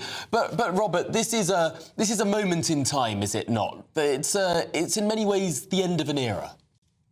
Yeah, I mean, we often hear that phrase, end of an era, but I mean, doesn't really begin to do justice to the news that the last of the few has gone, as Nigel Farage put it just then. I mean, it does have this special place, I think, in our collective national memory, because it really was, in all our history, I mean, this was the moment when Britain was nearly over, and had it not been for those 2,937 brave young men who took to the skies in the summer of 1940, then the Luftwaffe would have gained air superiority, and that would have been followed swiftly by invasions. So, Paddy Hemingway, we see there, I mean, he just represents really kind of national salvation. And he was so modest about it. I mean, I was lucky enough to spend a couple of days with him to do his last sort of extensive interview a couple of years ago, and I talked to the family last night, and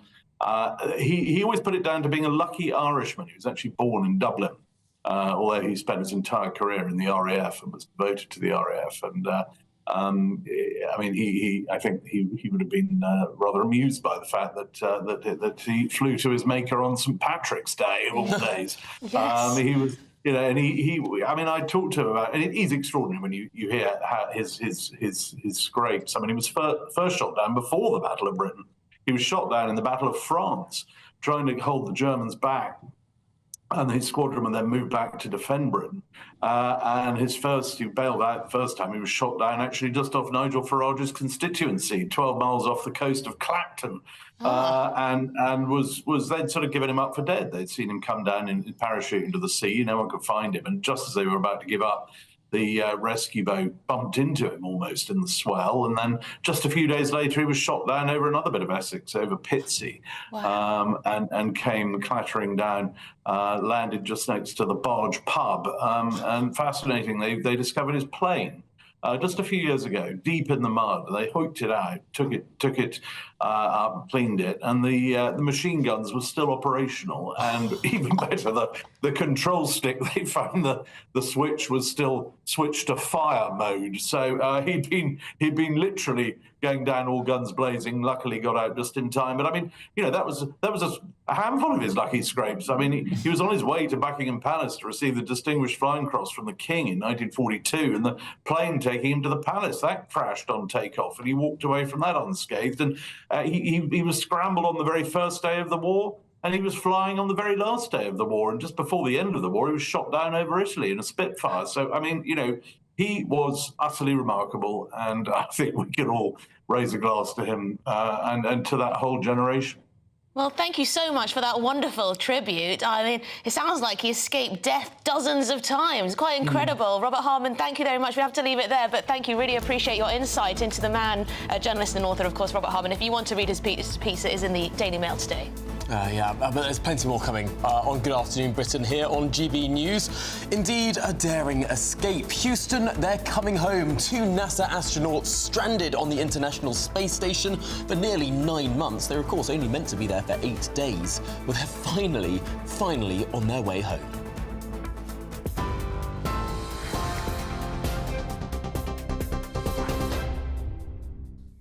Good afternoon, I'm Katie Bowen in the GB Newsroom. Work and Pension Secretary Liz Kendall has unveiled major reforms to the welfare system in Parliament a short while ago, promising decisive action to fix the broken benefits system. Liz Kendall said that personal independence benefit will not be means tested, that the work capability assessment will be scrapped by 2028, and in total £5 billion worth of welfare benefits will be cut by the end of this Parliament. Elsewhere, Conservative Party leader Kemi Badenoch has said that her party is not creating a legacy and that the UK is becoming weaker through complacency as she launched a policy renewal programme this morning. Ms Badenoch said that her party must develop credible plans based on Conservative values, as she labelled net zero by 2050 as impossible, adding that the target cannot be achieved without a drop in living standards. And a Luton teenager who shot dead his mother and 2 of his siblings had been planning to kill as many as 30 very young school children. Nicholas Prosper pleaded guilty last month to the murders of his mother Juliana, alongside his 16-year-old brother Kyle and his sister Giselle. All 3 were shot in the head inside the family home in Luton on the 13th of September last year. Details of the murder and the killer's motivation are being heard at Luton Crown Court today as part of the sentencing hearing. We'll bring you more on that developing story shortly. Those are the latest GB News headlines. More from me in half an hour.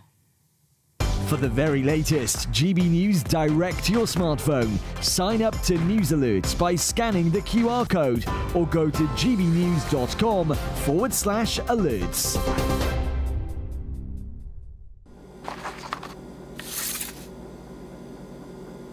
Crash Law 24 sponsors the GB News Finance Report.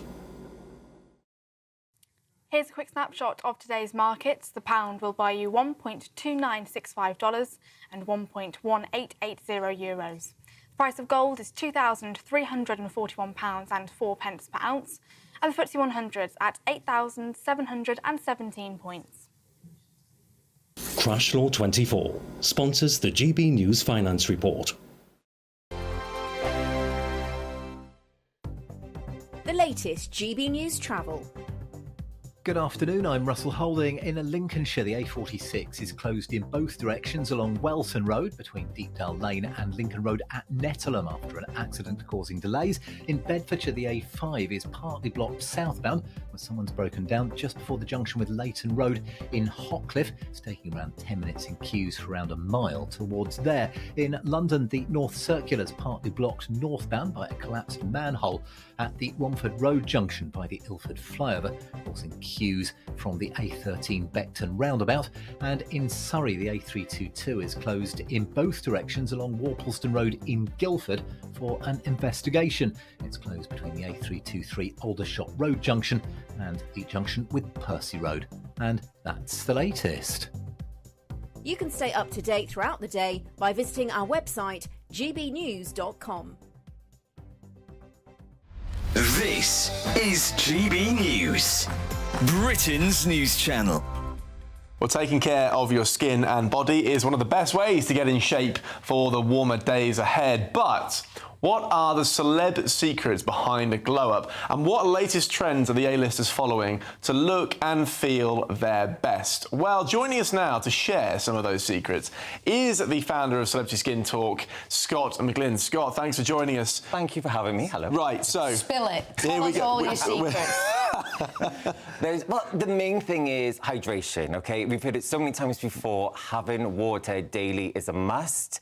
I'll have 15 cups of water a day.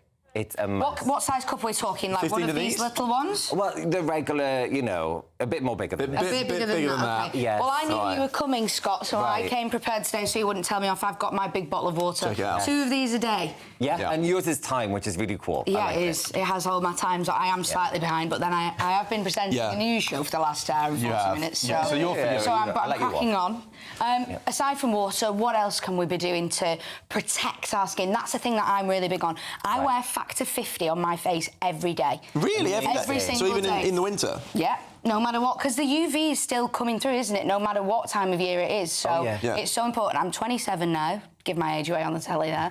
But I'm 27 and I think skincare at a young age is so important. So please agree with me and say... Please tell me I'm doing the right So hydration, what else do we need to do? Well, the hydration and the SPF is a good point, OK? So I'm Celtic all over. So I'm Welsh, Scottish, Irish, so me and the sun do not go on. Likewise, So I'm always a 50 person anyway. If it's raining, snowing, whatever the weather, still wear your SPF. It's a must. And people do not know that the UV rays from our phones, our flat screens, TVs, this is aging us. GB News, the People's Channel.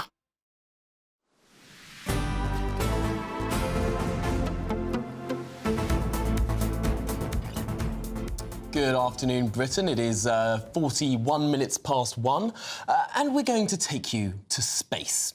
Why? Well, for the last 9 months, 2 astronauts have been stranded up there in low Earth orbit. They were only meant to be there for 8 days, and yet a malfunction meant they were stuck there for a gestation period. Quite an ordeal, I would say. I can't imagine going anywhere for thinking I'm only going to be there for 8 days and ending up being there for 9 months. But it has given us a nice excuse to transform our studio into a spectacular array of the cosmos. Absolutely. No, we love to see it. And indeed, here in our new space studio is the astronaut and entrepreneur Per Wimmer. Per, thanks so much for being with us today. Firstly, this is an unusual story. I mean, we expect space travel is dangerous, but I suppose at the heart of this is a story of precaution and safety. Absolutely, and first and foremost, I feel very much at home here, so thank you for having space behind us. This is great. But yes, when it comes to rockets, it's always difficult in the beginning. It is truly rocket science. So therefore, the Starliner, the new Boeing rocket, was the first time it was going to go up. And yeah, lo and behold, 5 of the thrusters didn't work.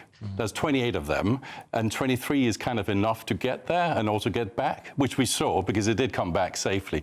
But as a precaution, we didn't want to jinx it.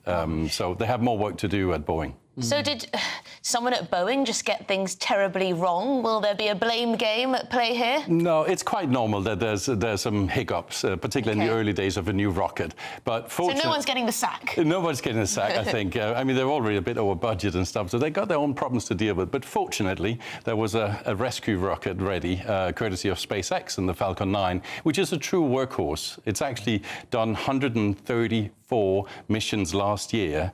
One of them had a little hitch, but otherwise it was successful, all of them. So we have a good backup, and that's the one they are riding back on today. Now, how will it have been for these 2 astronauts up in space for the course of the 9 months? Of course, when you go up into space, you sort of have to prepare yourself not only physically, but mentally for such a sort of strange experience. What will these 2 astronauts have been feeling? Well, first and foremost, going up for 8 days and ended up getting 9 months. Some people might say that's very concerning, and you know, did I leave the kettle on at home or whatever? They are actually quite happy about it. As an astronaut, you want to be more time in space, not less. So they have been absolutely thrilled, no doubt. Really? So it's probably a treat for them that they were there for so much longer. It is a treat, and specifically to Sunny, actually.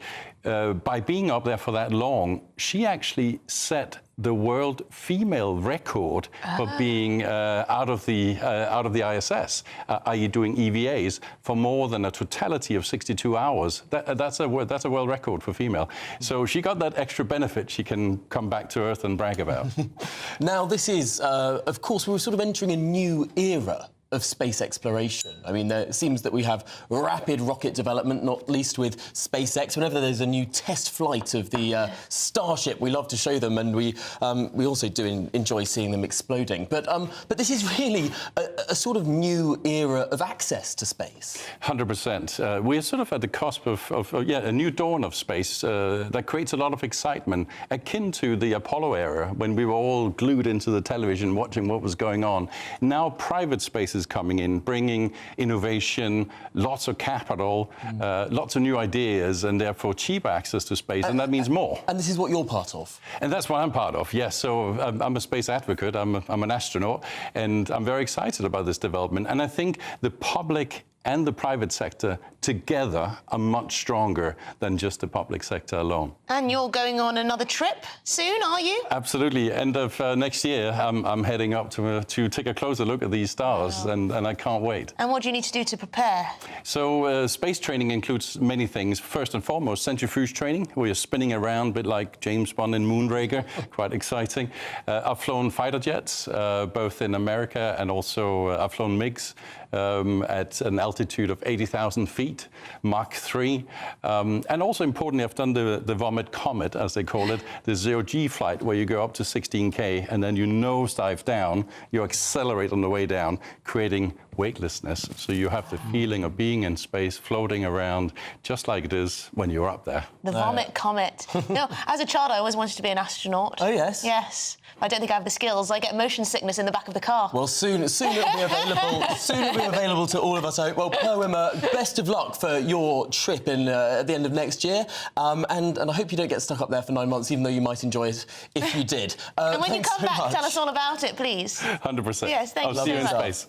Well, there you go. Stuff. Well, if you're in search of perhaps not the stars, but the sun, here's a forecast for some of those top European holiday destinations.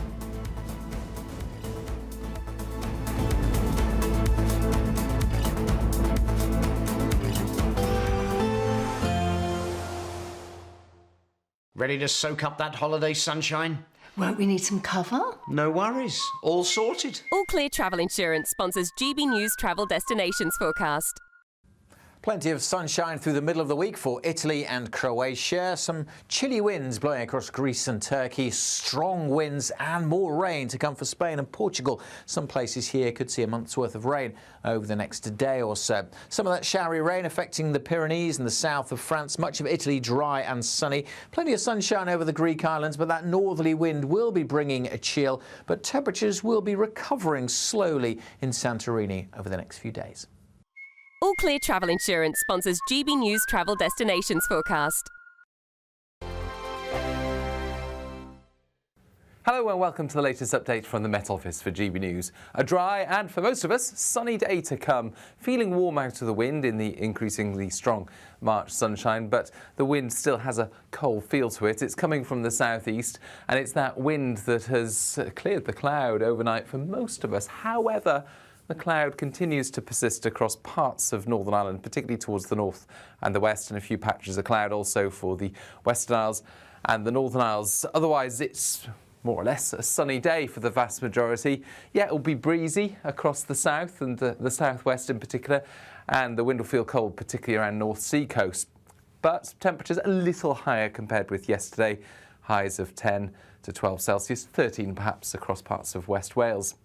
Into the evening, under those clear skies and with the wind easing for a time inland, temperatures will fall away once the sun goes down. So we're looking at, again, a clear night to come, but with those temperatures falling. And for parts of Northern Ireland and Scotland, Northern England, well, through the course of the night, we are likely to see some mist patches form. But for the vast majority, it's simply a clear night. There'll be 1 or 2 patches of cloud towards the southwest and the far north, and we keep that breeze going across the far south and southwest. That's going to prevent a frost across some southern and southwestern counties as we start off Wednesday. Otherwise, it's a widespread frost up and down the country. Temperatures widely -1, -2 Celsius, but in some shelter spots of northern UK, -5 to -9 degrees first thing. So a very chilly start to the day, but it will soon warm up, and by 8 or 9 a.m, the frost disappears. Widespread sunshine once again, and those temperatures will continue to climb because we've got this southerly airflow by Wednesday afternoon. It's going to be relatively warm, temperatures reaching 16, 17, perhaps even 18 Celsius across some southern areas. I'm Christopher Hope. From pop stars to politicians, I'll interview anybody in a pub who's got a political opinion. Join me every Friday on Spotify, Apple Podcasts, YouTube or gbnews.com, or wherever you get your podcasts. This is GB News, the People's Channel. If you want your news to be straight talking, this is a nightmare for the Conservatives again. Down to earth. It's not just Nottingham where this is happening, is it? And most importantly, honest. Hard-working, middle-class taxpayers, they'll get their book thrown at them. Then catch me, Martin Daubney, Monday to Friday, 3 till 6 p.m. on GB News, Britain's news channel. This is Britain's Newsroom, where your voice matters. It's just astonishing. With expert analysis and honest opinion, we don't just keep you informed. We bring you unique perspectives you won't see anywhere else. Can't argue with any of that. When the news happens, it happens here. On Britain's Newsroom, weekdays from 9:30 a.m. Only on GB News.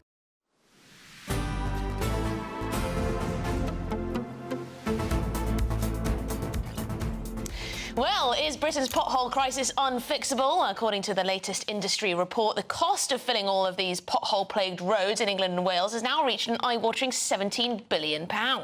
Yes, it comes despite increased government investment in road repairs and the fact that one pothole is filled every 18 seconds, which is hard to believe. But let's cross over to our reporter, Steve Bennett in Cheshire, to get an assessment of really how things are.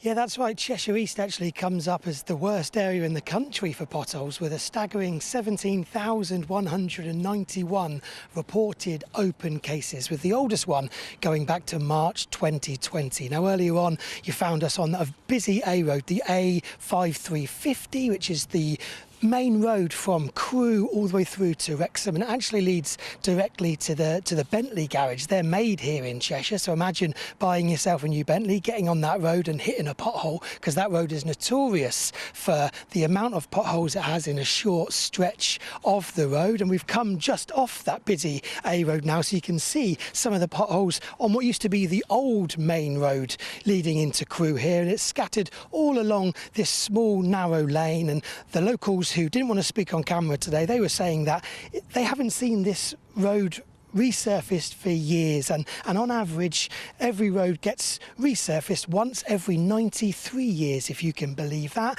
and 52% of Britain's roads have less than 15 years of life in them, which is an amazing statistic. And as you mentioned, £21 million will be coming to Cheshire East in particular as part of the 1.6 billion government funds to improve the carriageways up and down the country to prevent these potholes. And according to the RAC, the average motorist, it sets them back about £500 annually to get their car repaired following pothole damage, and 96% of those same motorists say that filling in the potholes, getting them repaired, is as high up their priority list when it comes to motoring as anything else. So really is at a crisis point with the potholes in Britain, up and down the country. How many times have we all driven up and down these roads and hit a pothole ourselves? We know how infuriating it can be, and the locals here have told me of stories on the busy A roads where they've had to swerve in and out into opposing traffic to avoid those potholes because there's so many of them. So that money will go a long way to repairing all of the potholes we've discussed up and down the country. Back to you both in the studio. Absolutely, Steve Bennett, thank you very much indeed for reporting to us live from Cheshire, a beautiful part of the country. But yes, potholes are an absolute menace, and they're very costly when your car gets destroyed by them. Talking from experience. Oh, gosh. Well, let's hope it can all get fixed. This is Good Afternoon Britain on GB News. There's plenty more coming on today's programme. Indeed, seismic reforms to the welfare state. What's changed? How much is being saved? Find out after the weather.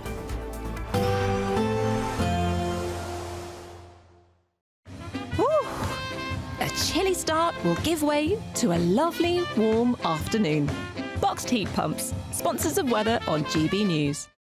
Hello and welcome to the latest update from the Met Office for GB News. A dry and, for most of us, sunny day to come. Feeling warm out of the wind in the increasingly strong March sunshine, but the wind still has a cold feel to it. It's coming from the southeast, and it's that wind that has cleared the cloud overnight for most of us. However, the cloud continues to persist across parts of Northern Ireland, particularly towards the north and the west, and a few patches of cloud also for the Western Isles and the Northern Isles. Otherwise, it's more or less a sunny day for the vast majority. Yeah, it'll be breezy across the south and the southwest in particular, and the wind will feel cold, particularly around North Sea coast.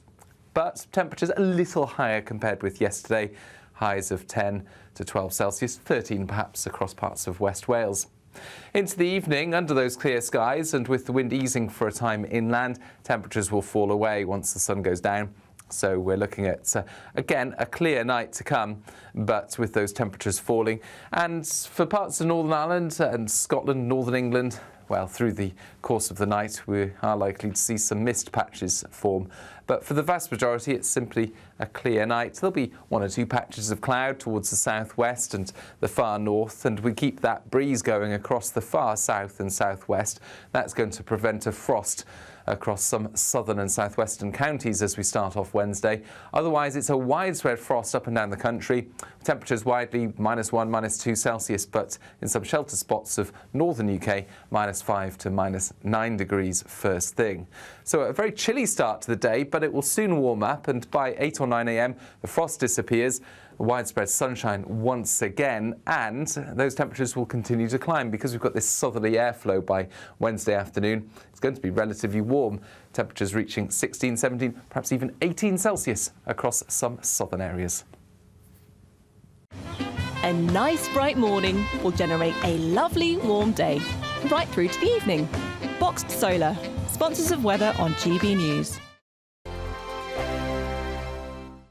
You could be the next big winner of the Great British Giveaway, as we have an incredible £17,777 in tax-free cash to be won. Cash that you'll be able to spend on anything you like. And if that wasn't enough, we'll also give you the latest Mulberry handbag, and not one, but 2 sought-after designer watches, so you can style it out this spring. For another chance to win the lot, text cash to 63232. One entry costs £2 plus 1 standard network rate message, or text bonus to 63232. 5 entries cost £5 plus 1 standard network rate message. Go to gbnews.com/win. Entries start from just £2. Call 0903 681 3232. Calls cost £2 plus your network access charge, or post your name and number to GB12 PO Box 8690 Derby DE1 9TT. UK only. Entrants must be 18 or over. Lines close at 6 p.m. on the 4th of April. Please check the closing time if listening or watching on demand. In the GB Newsroom, we bring you the news as it happens. With our team of dedicated journalists across the UK, we're ready to keep you up to date with what's happening every half an hour, every single day. Bulletins here on GB News, the People's Channel, Britain's news channel.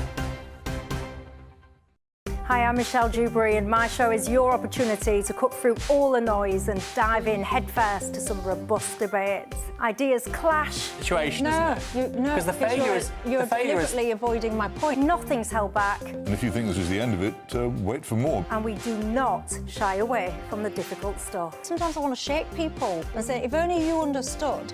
So join me on Jubes & Co. weeknights at 6 p.m, only on GB News, Britain's news channel.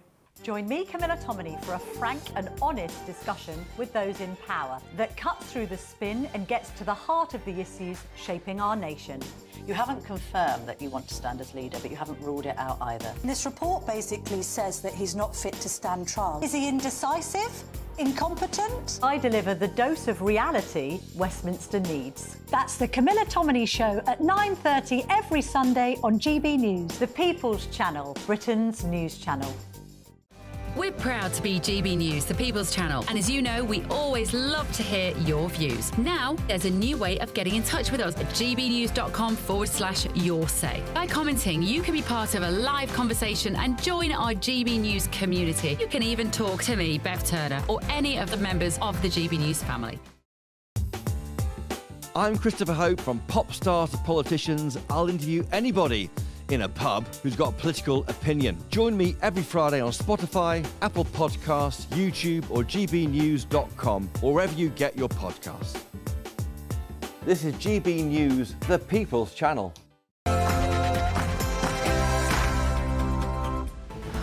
Good afternoon, Britain. It's 2 o'clock on Tuesday, the 18th of March. I'm Tom Harwood. And I'm Emily Carver.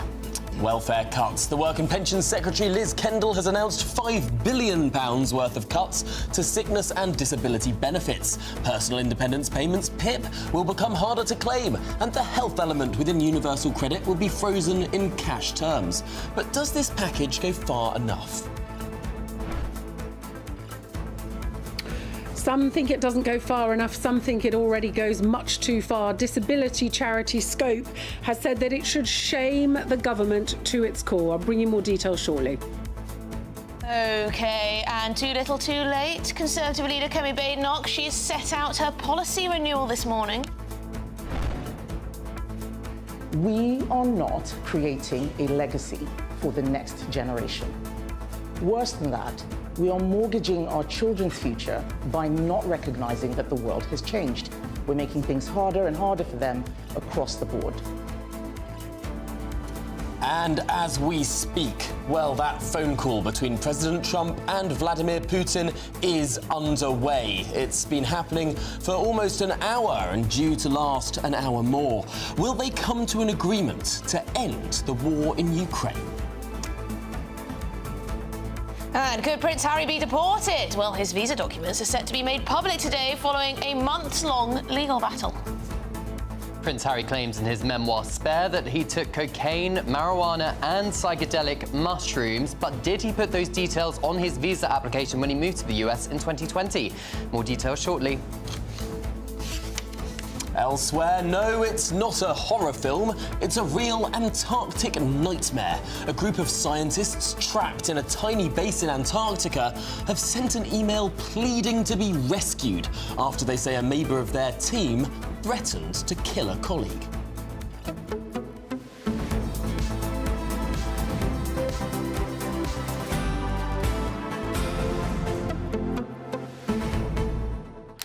Yeah, I mean, the Antarctica story, it's just insane, isn't it, really?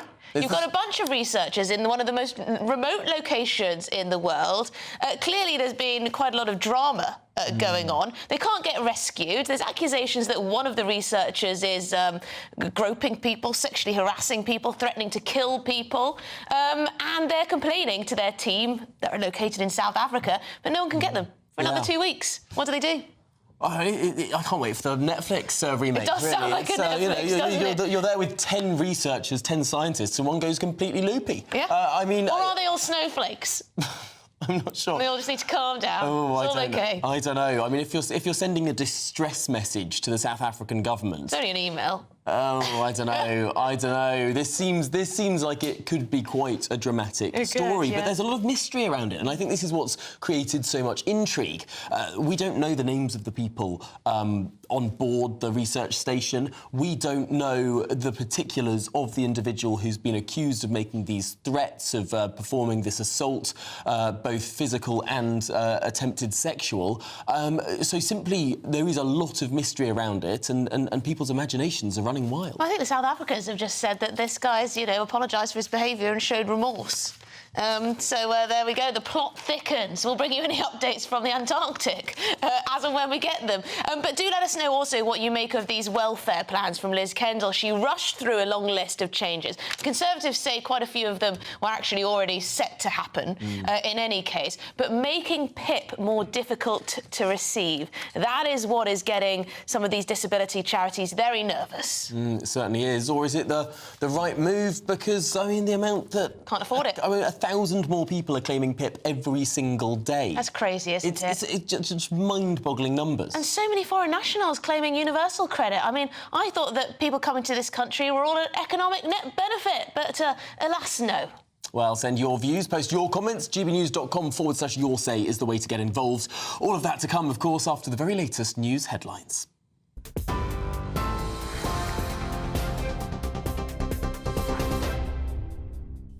Tom, Emily, thank you and good afternoon. I'm Katie Bowen in the GB Newsroom.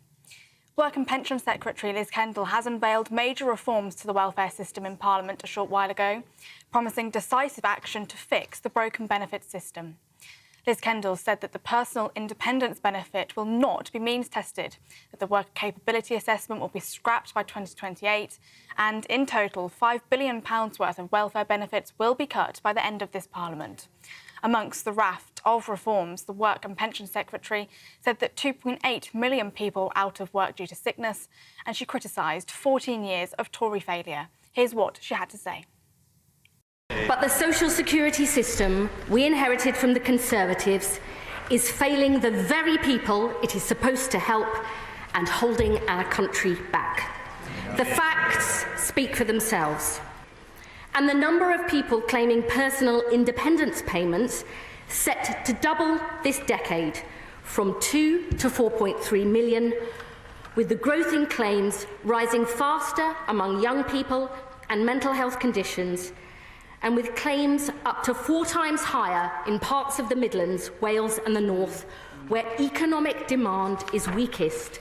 Places that were decimated in the 80s and 90s, written off for years by successive Tory governments and never given the chances they deserve. Elsewhere, Conservative Party leader Kemi Badenoch said that her party is not creating a legacy and that the UK is becoming weaker through complacency as she launched a policy renewal programme today. Ms Badenoch said that her party must develop credible plans based on Conservative values. She labelled net zero by 2050 as impossible, adding that that target cannot be achieved without a drop in living standards. Kemi Badenoch outlined the policy during her speech. A big chunk of our existing bills are not direct energy costs. People are struggling to pay them. Businesses, especially manufacturing businesses, are closing down, and there is no real plan for bringing costs down. That surely cannot hold. It's fantasy politics built on nothing, promising the earth and costing it too. But the current policies the UK has been implementing are not doing this, while at the same time driving up the cost of energy. A woman in her 20s has died following a collision involving a van and pedestrians on the Strand in central London. Police officers were called shortly before midday following that collision. 3 pedestrians suffered injuries, with a woman in her 20s sadly pronounced dead at the scene. One of those injured has potentially life-threatening injuries and the other has minor injuries. The driver of the van, a 26-year-old man, was arrested at the scene on suspicion of causing death by careless driving and drug driving. This collision is not being treated as terrorism-related. A Luton teenager who shot dead his mother and 2 of his siblings had been planning to kill as many as 30 very young school children. Nicholas Prosper pleaded guilty last month to the murders of his mother Juliana, alongside his 16-year-old brother Kyle and sister Giselle, aged 13. All 3 were shot in the head inside the family home in Luton on the 13th of September last year. Details of the murder and the killer's motivation are being heard at Luton Crown Court today as part of the sentencing hearing. We'll bring you more on that story as we get it. And US President Donald Trump is reportedly speaking right now with Russian President Vladimir Putin in an attempt to convince his counterpart to accept a ceasefire in Russia's war with Ukraine. The call comes as Downing Street shared that Sir Keir Starmer and President Trump spoke last night, with the Prime Minister saying that Ukraine must be put in the strongest possible position in order to secure a just and lasting peace. President Trump said he was looking forward to that call, which is now reportedly happening with the Russian president, after what he said had been positive talks between Putin and US Special Envoy Steve Witkoff. The White House said President Trump is willing to impose more sanctions on Russia if his phone call with Vladimir Putin does not go well. Those are the latest GB News headlines. Now let's go back to Tom and Emily.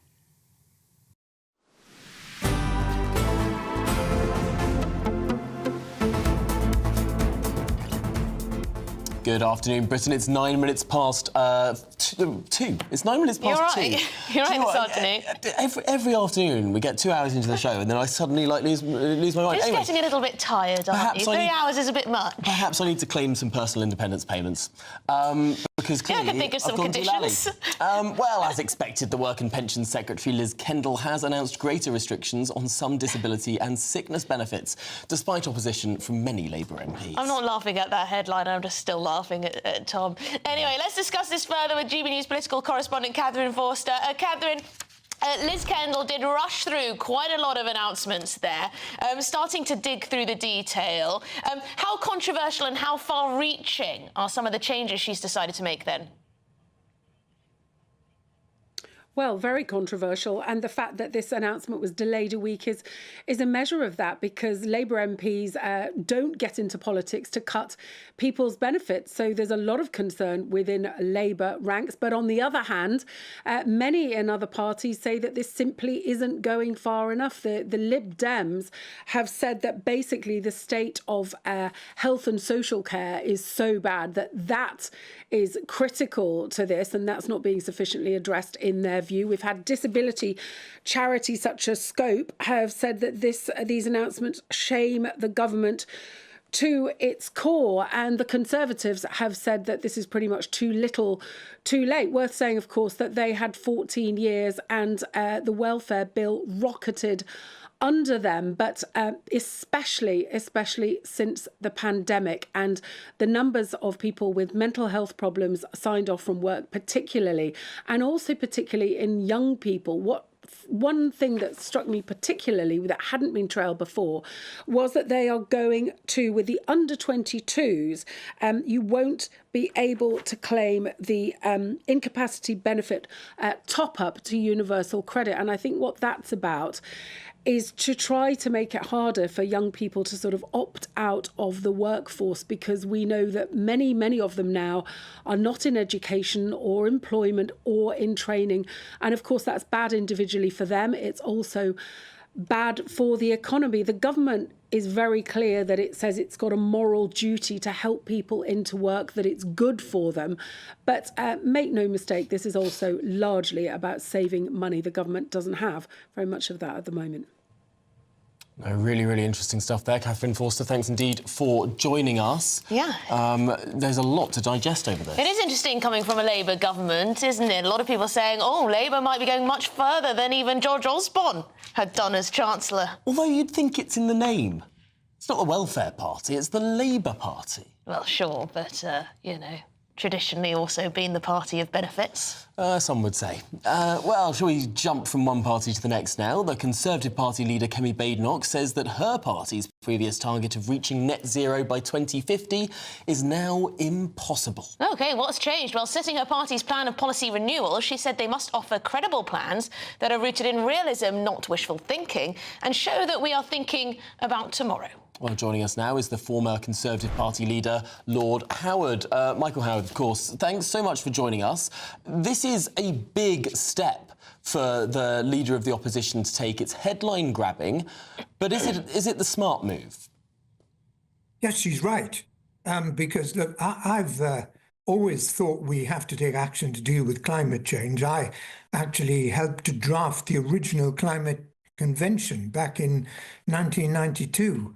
But you don't get to net zero by making people wear hair shirts. We've got to bring people with us The truth is that the current plans don't get us to net zero by 2050. And I think the answer, I think we have ultimately to get to net zero. And I think we're going to do it really through clever use of technology, which is going to make all sorts of options which are available now, but are sometimes too expensive, cheaper. And that's the way we're going to make progress. So I think she's absolutely right. The objective altogether, you're saying that she's just believes it can't happen with what we're doing at the moment. Yeah, and it should never have been put into law. If you put these things into law, it just creates all sorts of opportunities for people to challenge what the government's doing. And in the end, you get a situation in which unaccountable judges decide and not the government.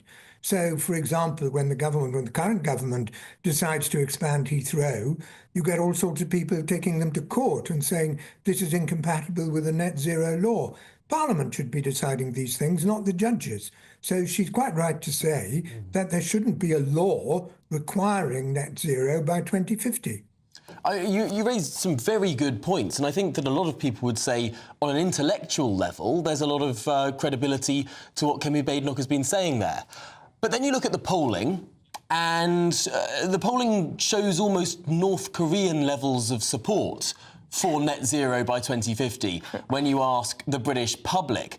From a party management, from a leadership perspective, is this the most sort of populist move that Kemi Badenoch could have made? I mean, leaving aside the policy and the veracity and all the rest of it, just from a political perspective, it's a bit of a strange move.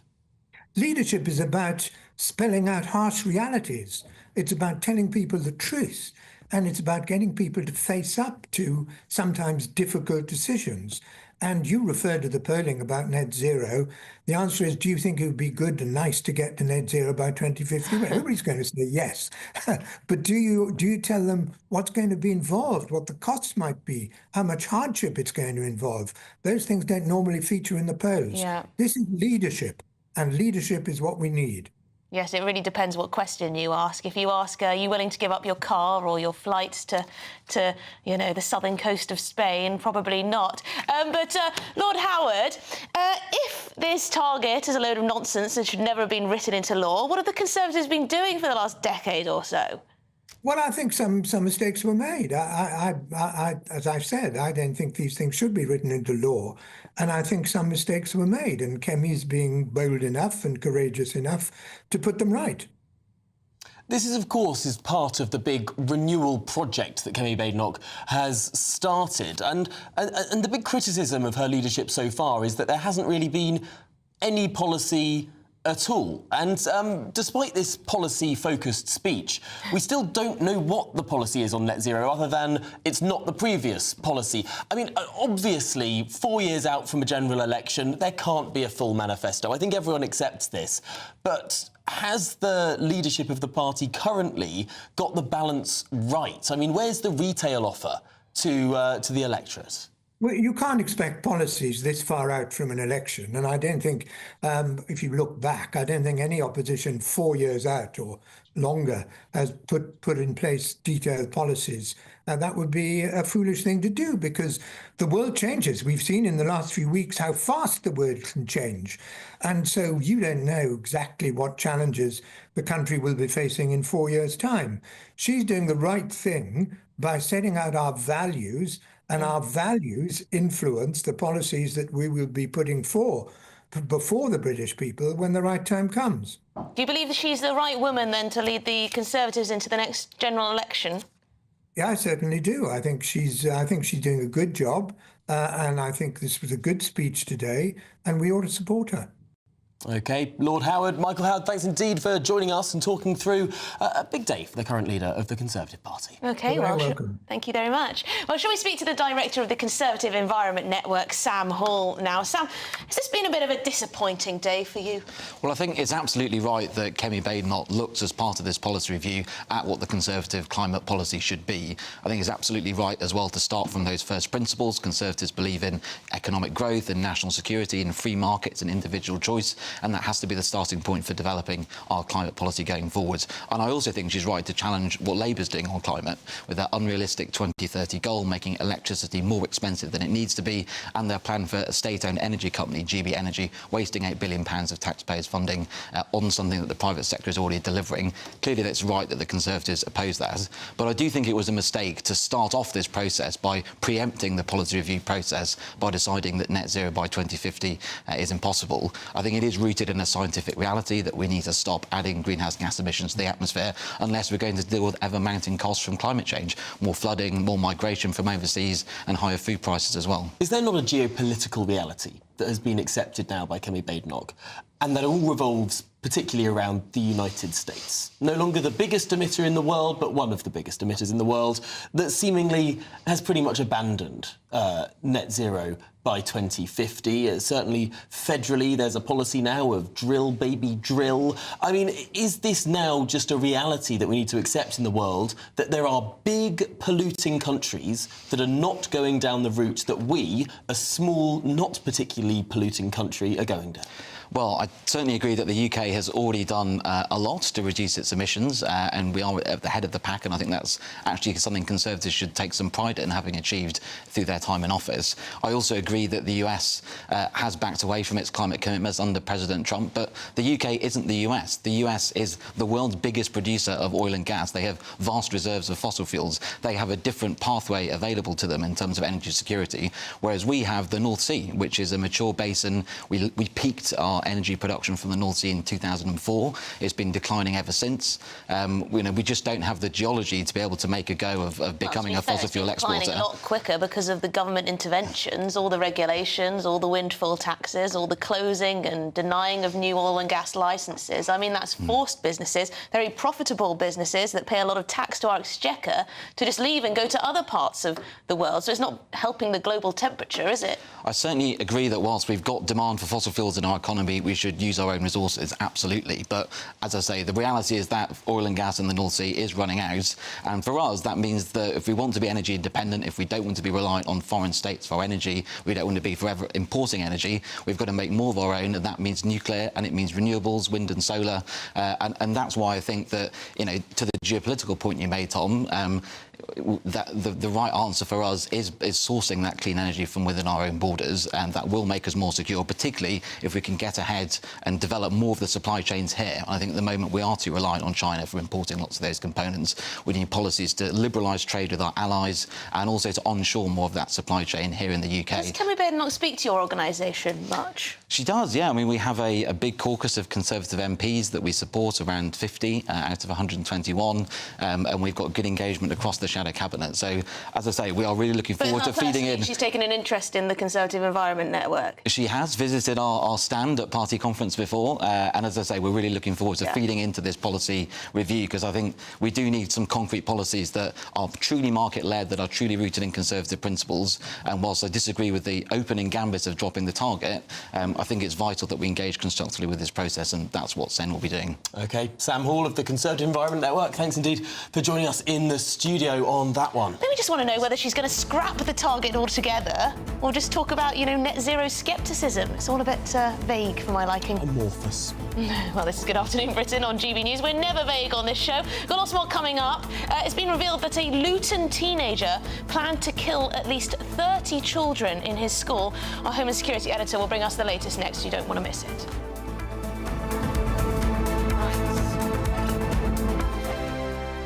Thanks, Sam.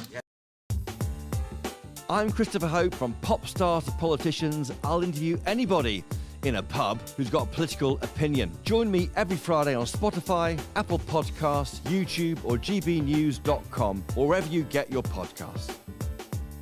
This is GB News, the People's Channel. Farage, Monday to Thursday from 7 p.m.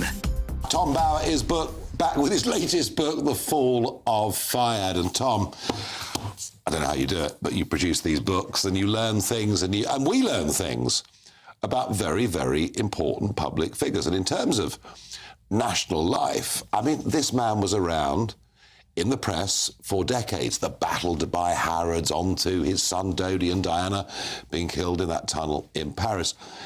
What interested me was that you actually had the opportunity originally, a long time ago, to do an authorised biography of him. What happened? Well, what happened was he offered me a huge amount of money to stop writing the unauthorised version. I got to know Fayed very well in the early 90s because of his battle with Tiny Rowland, who owned this company Lonhro. And he helped me a lot in my biography of Tiny, which sold terribly well. And he loved it because he was very critical of Tiny. He put it up all over the Harrods. They were at war with each other. They were at war with each other at the fact that Fayed had got Harrods. Well, then I tried to get close to him when he was doing the Cash for Questions. He was feeding all this stuff, how he bribed MPs and how he bribed all sorts of people. And I was in his office during the summer of '97 quite a lot in Harrods. And he showed me often the photographs of him and Diana, who was in the south of France, with him and Dodie. Yeah. So when she died, I rang up his office and said, could I go to the Ritz and see the people who'd been with her just before he died? And she died, and then he flew me across in his helicopter 24 hours later with his head of security. And I spent the whole day interviewing the people in the Ritz who'd been with Diana and Dodie and heard this horrendous story, how they had been sent with the drunken driver at Fayed's orders. But also I saw then how he ran. GB News, the People's Channel. In the GB Newsroom, we bring you the news as it happens. With our team of dedicated journalists across the UK. We're ready to keep you up to date with what's happening every half an hour, every single day. Bulletins here on GB News. The People's Channel. Britain's news channel. This is Britain's Newsroom, where your voice matters. It's just astonishing. With expert analysis and honest opinion, we don't just keep you informed. We bring you unique perspectives you won't see anywhere else. Can't argue with any of that. When the news happens, it happens here. On Britain's Newsroom, weekdays from 9:30 a.m. Only on GB News.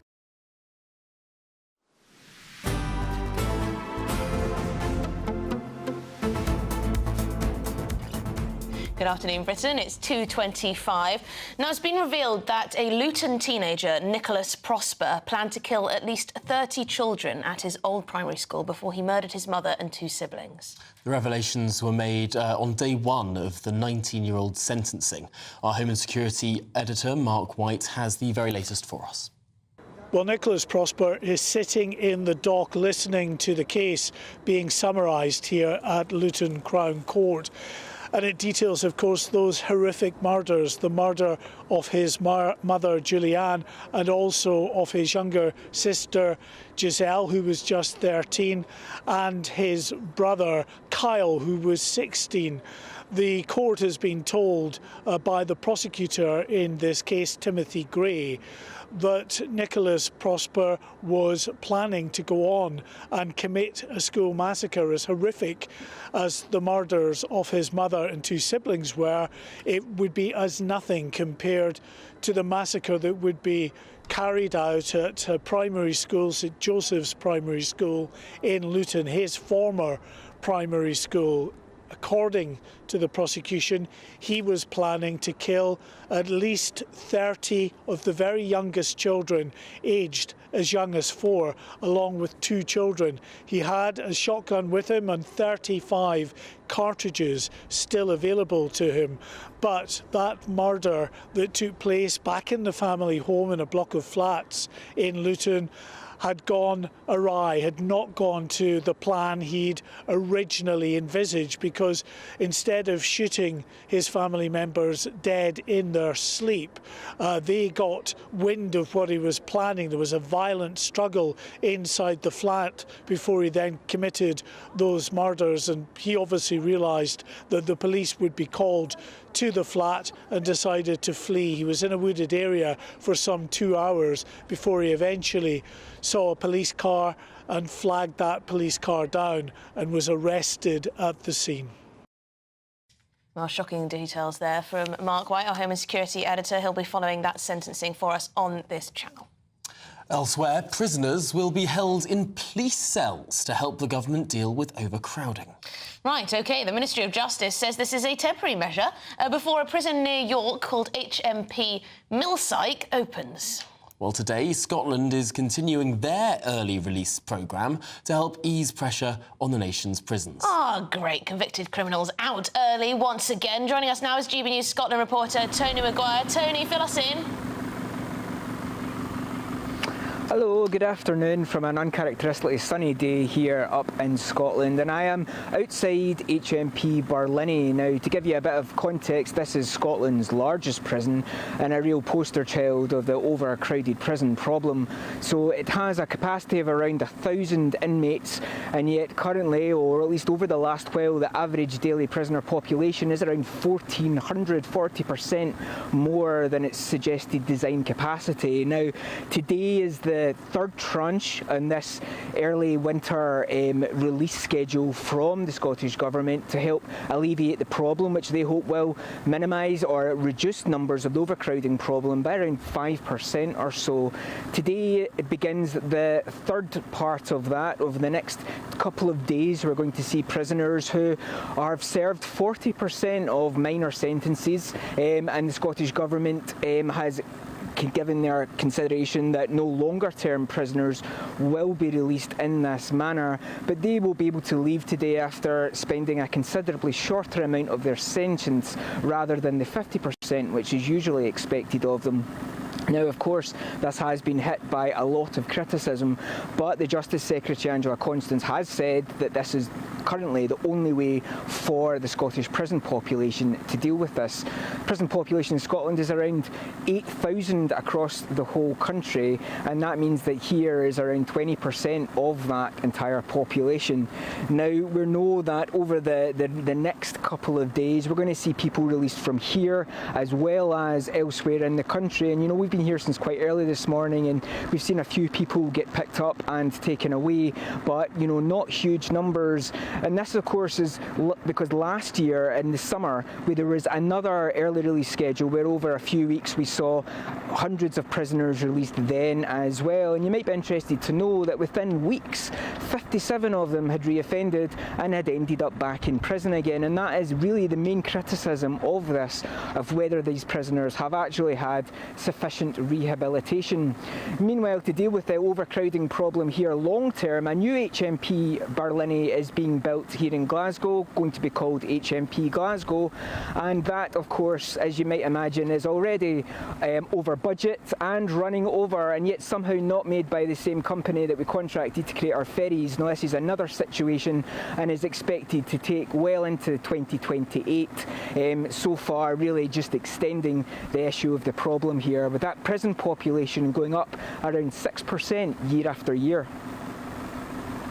Stick there, Tony Maguire, and it's no surprise there's a problem with all the, prisons being so full that they have to release criminals early. Tony Maguire, thank you very much indeed for joining us from Glasgow there. I mean, the state of affairs in our prisons. I mean, everyone seems to have a different answer. Some people say we shouldn't be sending so many people to prison. Some people say we shouldn't be sending women to prison. Some people say, oh, we should have longer sentences, but fewer of them. We have increased the population by millions of people in the last 15 years. Yep. How many new prison places? Didn't ask for it. How many new prison places have we added? I mean, a handful. Not enough. A handful. I mean, it's just not commensurate with the number of people that have, number one, come into the country, but also the population that have expanded in other ways, particularly when we know the demographic that is the highest propensity to commit crime are males from the age of 16 to 35. Mm-hmm. It's kind of crazy that we haven't not only added a commensurate number of extra prison places, but actually more extra prison places. Well, let's just say to those men 16 to 35, just control yourself.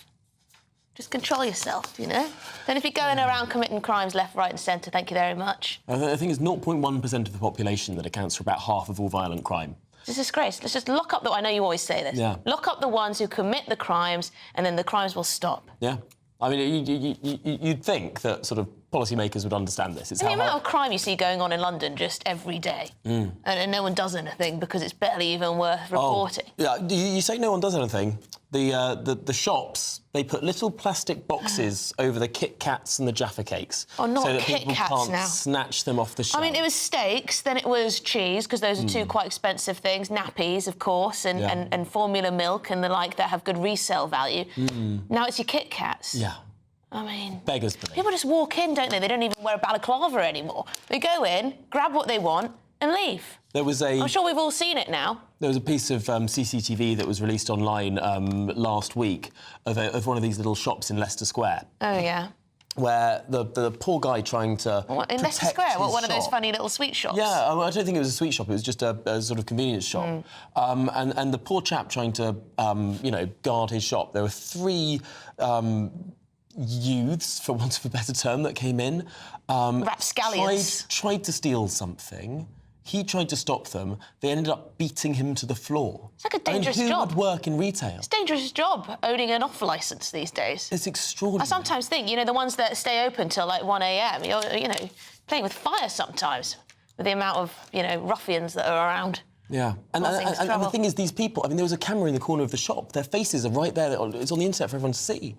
And they still did it. They still beat this man to the floor because they think they can operate in complete impunity. The Tesco Express near me just closed because they'd had enough. Too many people nicking stuff, so they just closed for a few hours. God. Anyway, lots more coming up on today's show. I'm sure you've got your own stories about shoplifting and violence and antisocial behaviour and anything.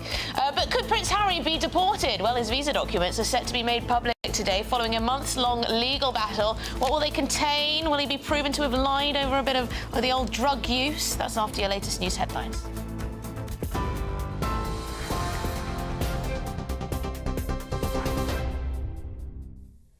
Good afternoon, I'm Katie Bowen in the GB Newsroom. Work and Pension Secretary Liz Kendall has unveiled major reforms to the welfare system in Parliament earlier this afternoon, promising decisive action to fix the broken benefits system. Liz Kendall said that the personal independence benefit will not be means tested, that the work capability assessment will be scrapped by 2028, and in total £5 billion worth of welfare benefits will be cut by the end of this Parliament. Amongst the raft of reforms, the Work and Pension Secretary said that 2.8 million people are out of work due to sickness, and she criticised 14 years of Tory failure. Elsewhere, Conservative Party leader Kemi Badenoch said that her party is not creating a legacy and that the UK is becoming weaker through complacency as she launched a policy renewal programme today. Ms Badenoch said that her party must develop credible plans based on Conservative values. She labelled net zero by 2050 as impossible, adding that that target cannot be achieved without a drop in living standards. A woman in her 20s has died following a collision involving a van and pedestrians on the Strand in central London. Police officers were called shortly before midday today following that collision. 3 pedestrians have suffered injuries, with a woman in her 20s sadly pronounced dead at the scene. One of those injured has potentially life-threatening injuries, and the other has minor injuries. The driver of the van, a 26-year-old man, was arrested at the scene on suspicion of causing death by careless driving and drug driving. The collision is not being treated as terrorism-related. A Luton teenager who shot dead his mother and 2 of his siblings had been planning to kill as many as 30 young school children. Nicholas Prosper pleaded guilty last month to the murders of his mother Juliana, alongside his 16-year-old brother Kyle and sister Giselle. All 3 were shot in the head inside the family home in Luton on the 13th of September last year. Details of the murder and the killer's motivation are being heard at Luton Crown Court today as part of the sentencing hearing. We'll bring you more on that developing story as we get it. Those are the latest GB News headlines. More from Tatiana Sanchez in half an hour. For the very latest GB News direct to your smartphone, sign up to News Alerts by scanning the QR code or go to gbnews.com/alerts.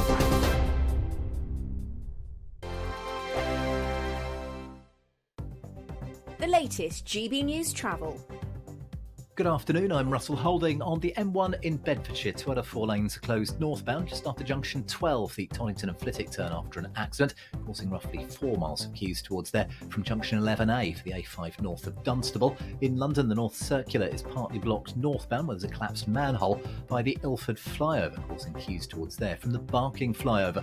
Also in London, the Strand is closed to the east of Waterloo Bridge after an accident by Somerset House, causing delays.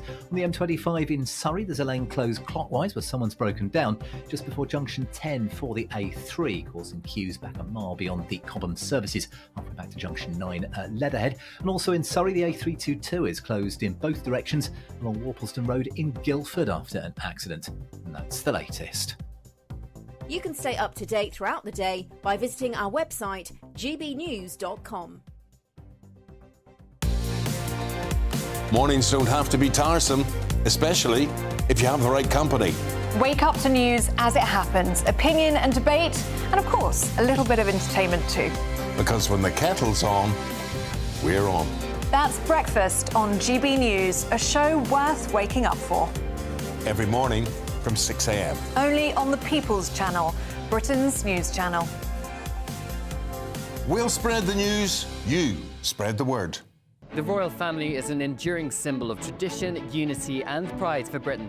At GB News, we celebrate what makes this country great. In our new royal newsletter series, you can join me, Cameron Walker, for Inside the Palace, an exclusive look every week that takes you beyond the gates and brings you the very latest from those at the heart of the monarchy. Never miss a royal moment again. Sign up now. Go to gbnews.com/royal newsletter and get the latest straight to your inbox. Hello everyone, Patrick Christie's here with an exclusive opportunity just for you, our incredible GB News viewers. We're giving you the opportunity to win a VIP studio tour right here at GB News HQ. Plus, you'll also get to meet yours truly. It's easy to enter, just head to gbnews.com/community competition and follow the easy steps. Don't miss out, enter now, and I'll see you soon at GB News. Full T's and C's apply.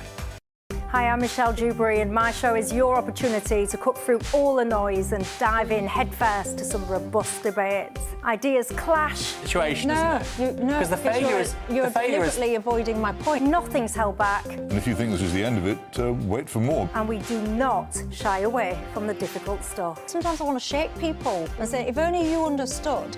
So join me on Jubes & Co weeknights at 6 p.m, only on GB News, Britain's news channel.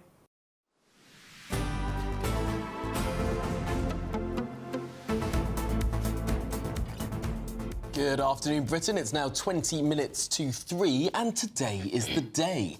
Prince Harry's secret US visa files will be made public today about his historic drug use on his original visa application. Yeah, there are, accusations that he may well have lied on his visa.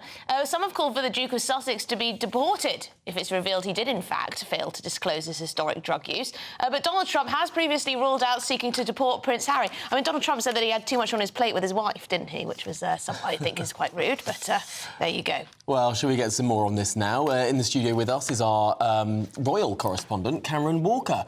Cameron, thanks for joining us. This is a big day for Prince Harry. It's a huge headache for Prince Harry. Let's rewind back to 2020, where him and Meghan left the United Kingdom as working royals to start a new life in California. Of course, for Prince Harry to move to California, he needs a US visa. Now, it depends which one, to be honest, which we're going to come on to, but the first thing to say is, on most US application forms for a visa, it asks you, have you ever taken illegal drugs? Now, if Prince Harry ticks no to that, some people are accusing him of lying, because in his 2023 memoir, as you said, he admitted to taking cocaine, or claimed, I should say, cocaine, marijuana and psychedelic mushrooms. So the question is, if he lied, that would potentially lead him liable to deportation under United States law. The other option is he ticks, yes, I have taken illegal substances on the form, and then the ball falls into the Department of Homeland Security's courts, because then they are leaving themselves open to accusations of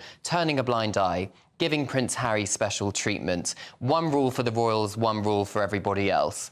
So that could create problems for them. But the third option is if he's got something called an A1 head of state visa.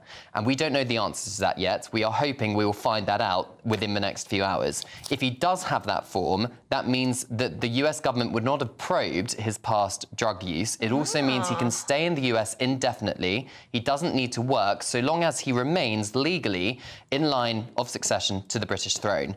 As it stands, he's number 5. So if he has that visa, he is completely off the hook. If he doesn't have that visa, Well, we'll have to wait and see. But a lot of it's going to be redacted, so we honestly don't know what's going to be revealed in a couple of hours. Oh, I wonder whether he's got that visa. I mean, whether he's got that visa.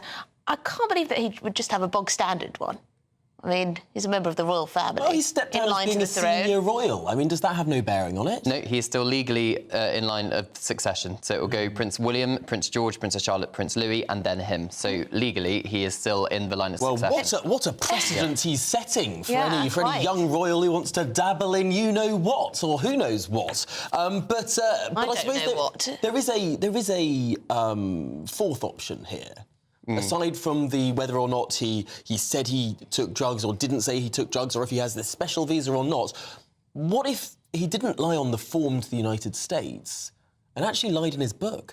Well, exactly. I actually spoke to a legal expert yesterday who was saying that he could very much make the claim that I didn't lie on my US application form because that is a criminal offence.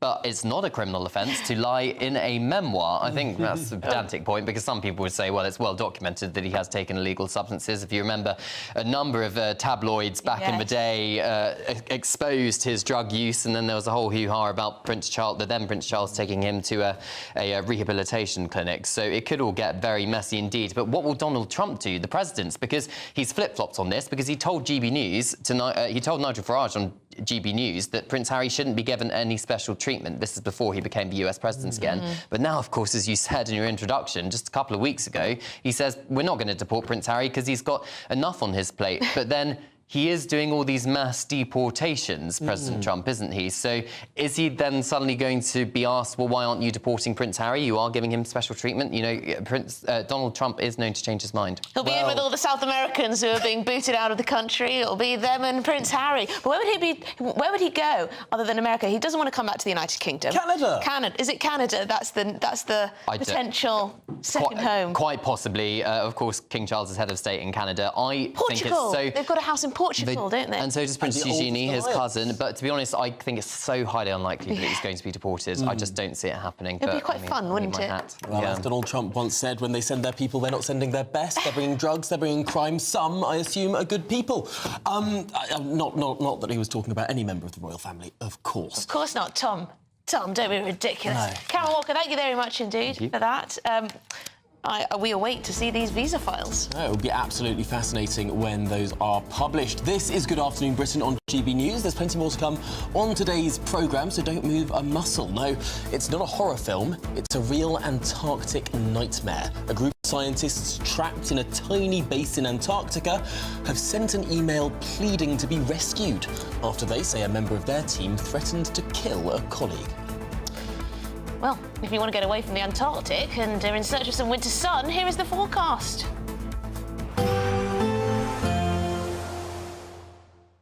Ready to soak up that holiday sunshine?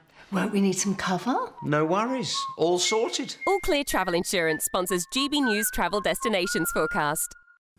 Plenty of sunshine through the middle of the week for Italy and Croatia. Some chilly winds blowing across Greece and Turkey. Strong winds and more rain to come for Spain and Portugal. Some places here could see a month's worth of rain over the next day or so. Some of that showery rain affecting the Pyrenees and the south of France. Much of Italy dry and sunny. Plenty of sunshine over the Greek islands, but that northerly wind will be bringing a chill. But temperatures will be recovering slowly in Santorini over the next few days. All Clear Travel Insurance sponsors GB News Travel Destinations Forecast.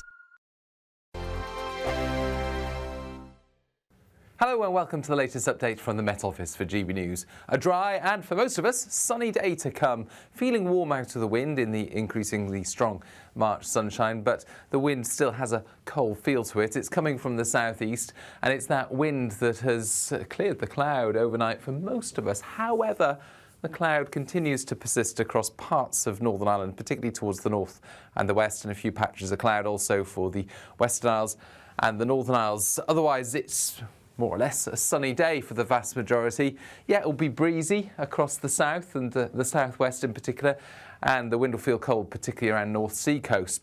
But temperatures a little higher compared with yesterday, highs of 10 to 12 Celsius, 13 perhaps across parts of West Wales.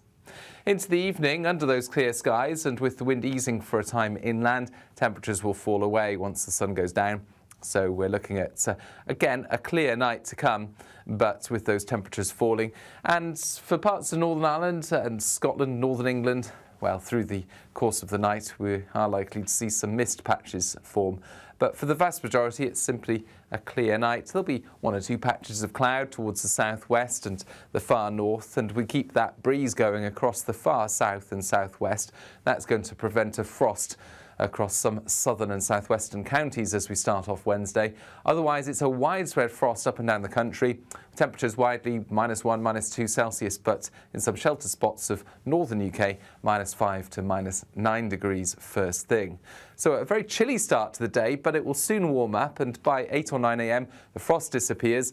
Widespread sunshine once again, and those temperatures will continue to climb because we've got this southerly airflow by Wednesday afternoon. It's going to be relatively warm, temperatures reaching 16, 17, perhaps even 18 Celsius across some southern areas. In the GB Newsroom, we bring you the news as it happens. With our team of dedicated journalists across the UK, we're ready to keep you up to date with what's happening every half an hour, every single day. Bulletins here on GB News, the People's Channel, Britain's news channel. We're proud to be GB News, the People's Channel, and as you know, we always love to hear your views. Now, there's a new way of getting in touch with us at gbnews.com/yoursay. By commenting, you can be part of a live conversation and join our GB News community. You can even talk to me, Bev Turner, or any of the members of the GB News family.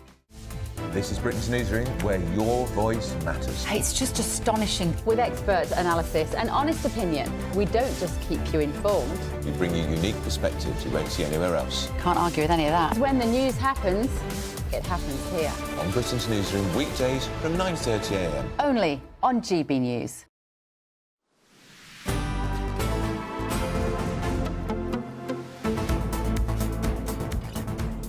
Good afternoon, Britain. It's coming up to 10 to 3. Now, a group of scientists trapped in a tiny base in Antarctica have sent an email pleading to be rescued after a team member reportedly sexually assaulted and even threatened to kill one of his other colleagues. Yes, extreme weather, though, makes leaving this area and entering it, too, nearly impossible, leaving the group with only each other for company.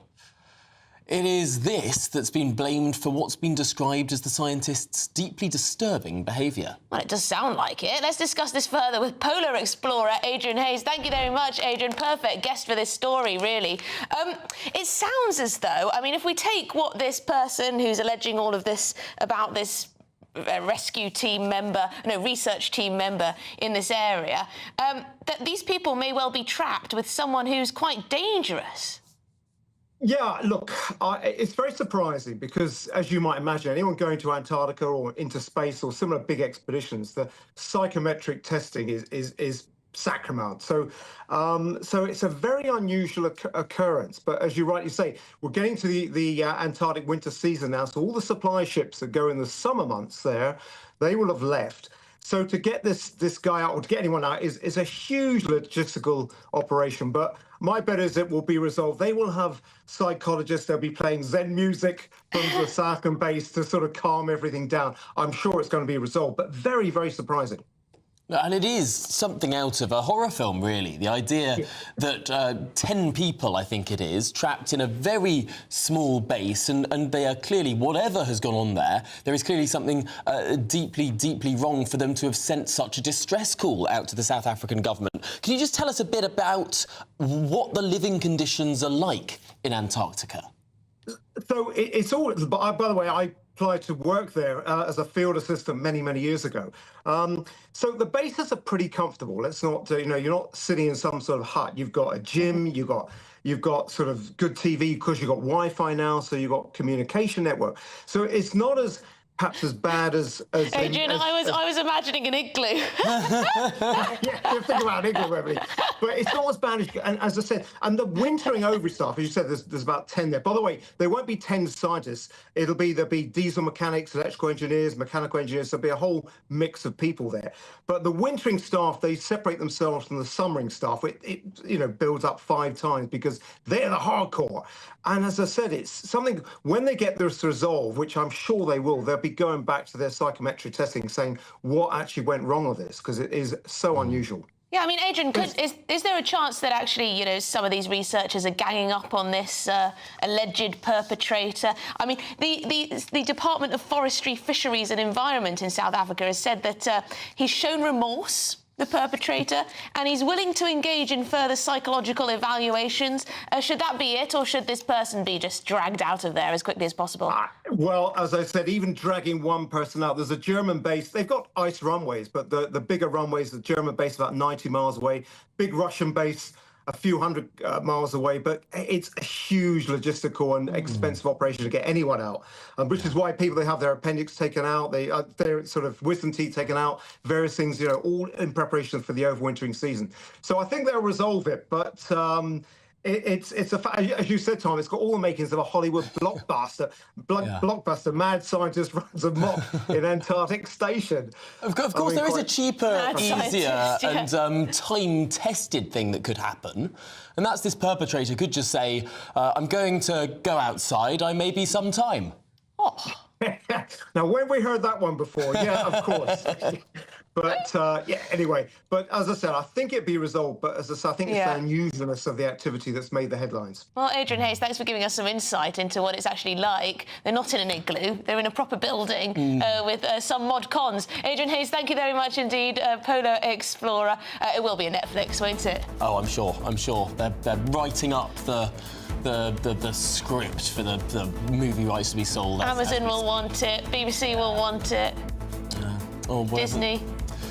Well, thanks for sticking with us here on Good Afternoon Britain. And indeed, remember to not go anywhere. Don't move a muscle. Martin Daubney is up next. We're back at 12 tomorrow.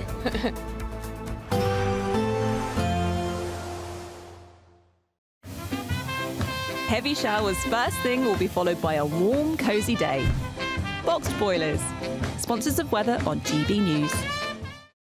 Hello and welcome to the latest update from the Met Office for GB News. A dry and, for most of us, sunny day to come. Feeling warm out of the wind in the increasingly strong March sunshine, but the wind still has a cold feel to it. It's coming from the southeast, and it's that wind that has cleared the cloud overnight for most of us. However, the cloud continues to persist across parts of Northern Ireland, particularly towards the north and the west, and a few patches of cloud also for the Western Isles and the Northern Isles. Otherwise, it's more or less a sunny day for the vast majority. Yeah, it'll be breezy across the south and the southwest in particular, and the wind will feel cold, particularly around North Sea coast. But temperatures a little higher compared with yesterday, highs of 10 to 12 Celsius, 13 perhaps across parts of West Wales. Into the evening, under those clear skies and with the wind easing for a time inland, temperatures will fall away once the sun goes down. So we're looking at, again, a clear night to come, but with those temperatures falling. And for parts of Northern Ireland and Scotland, Northern England, well, through the course of the night, we are likely to see some mist patches form. But for the vast majority, it's simply a clear night. There'll be one or two patches of cloud towards the southwest and the far north, and we keep that breeze going across the far south and southwest. That's going to prevent a frost across some southern and southwestern counties as we start off Wednesday. Otherwise, it's a widespread frost up and down the country. Temperatures widely -1, -2 Celsius, but in some shelter spots of northern UK, -5 to -9 degrees first thing. So a very chilly start to the day, but it will soon warm up, and by 8 or 9 a.m. the frost disappears, widespread sunshine once again, and those temperatures will continue to climb because we've got this southerly airflow by Wednesday afternoon. It's going to be relatively warm, temperatures reaching 16, 17, perhaps even 18 Celsius across some southern areas.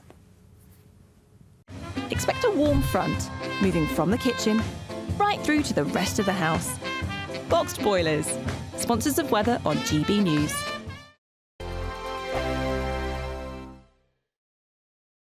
We're giving you the chance to splash out this season with an incredible £17,777 in tax-free cash. Jet off on your dream holiday, treat yourself to something special, or just save it for a rainy day. You'll also receive 2 brand new designer watches and a Mulberry handbag, so you can really look the part this spring. For another chance to win the lot, text cash to 63232. One entry costs £2 plus 1 standard network rate message, or text bonus to 63232. 3232. 5 entries cost £5 plus 1 standard network rate message. Go to gbnews.com/win. Entries start from just £2. Call 0903 681 3232. Calls cost £2 plus your network access charge. Or post your name and number to GB12 PO Box 8690 Derby DE1 9TT. UK only. Entrance must be 18 or over. Lines close at 6 p.m. on the 4th of April. Please check the closing time if listening or watching on demand. Good luck. Britain's Newsroom. Weekday mornings from 9:30. I ended up being hospitalised and I was diagnosed with it within the first few days of being in hospital. I was in hospital for 2 months and I came out about 13 months ago, something like that. And I realised that there are people that aren't as lucky as me that don't have that platform to be able to talk about it, bring it out in the public, and deal with the stigma, because there is still a stigma. A lot of people don't really know what bipolar is. So in you, Heston, how did it manifest itself?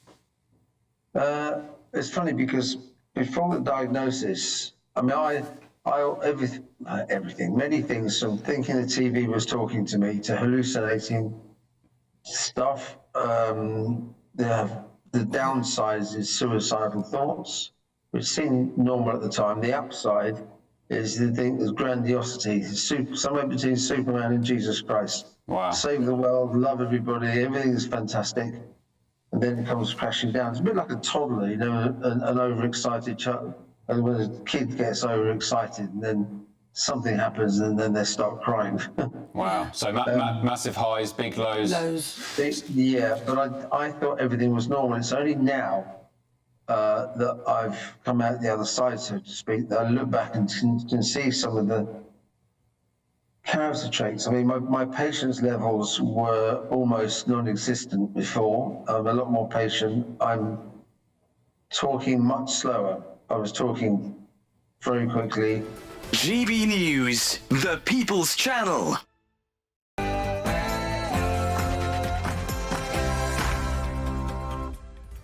A very, very good afternoon to you. It's 3 p.m. Welcome to the Martin Daubney Show here on GB News. Once again, we're broadcasting for you live from the heart of Westminster and all across the UK.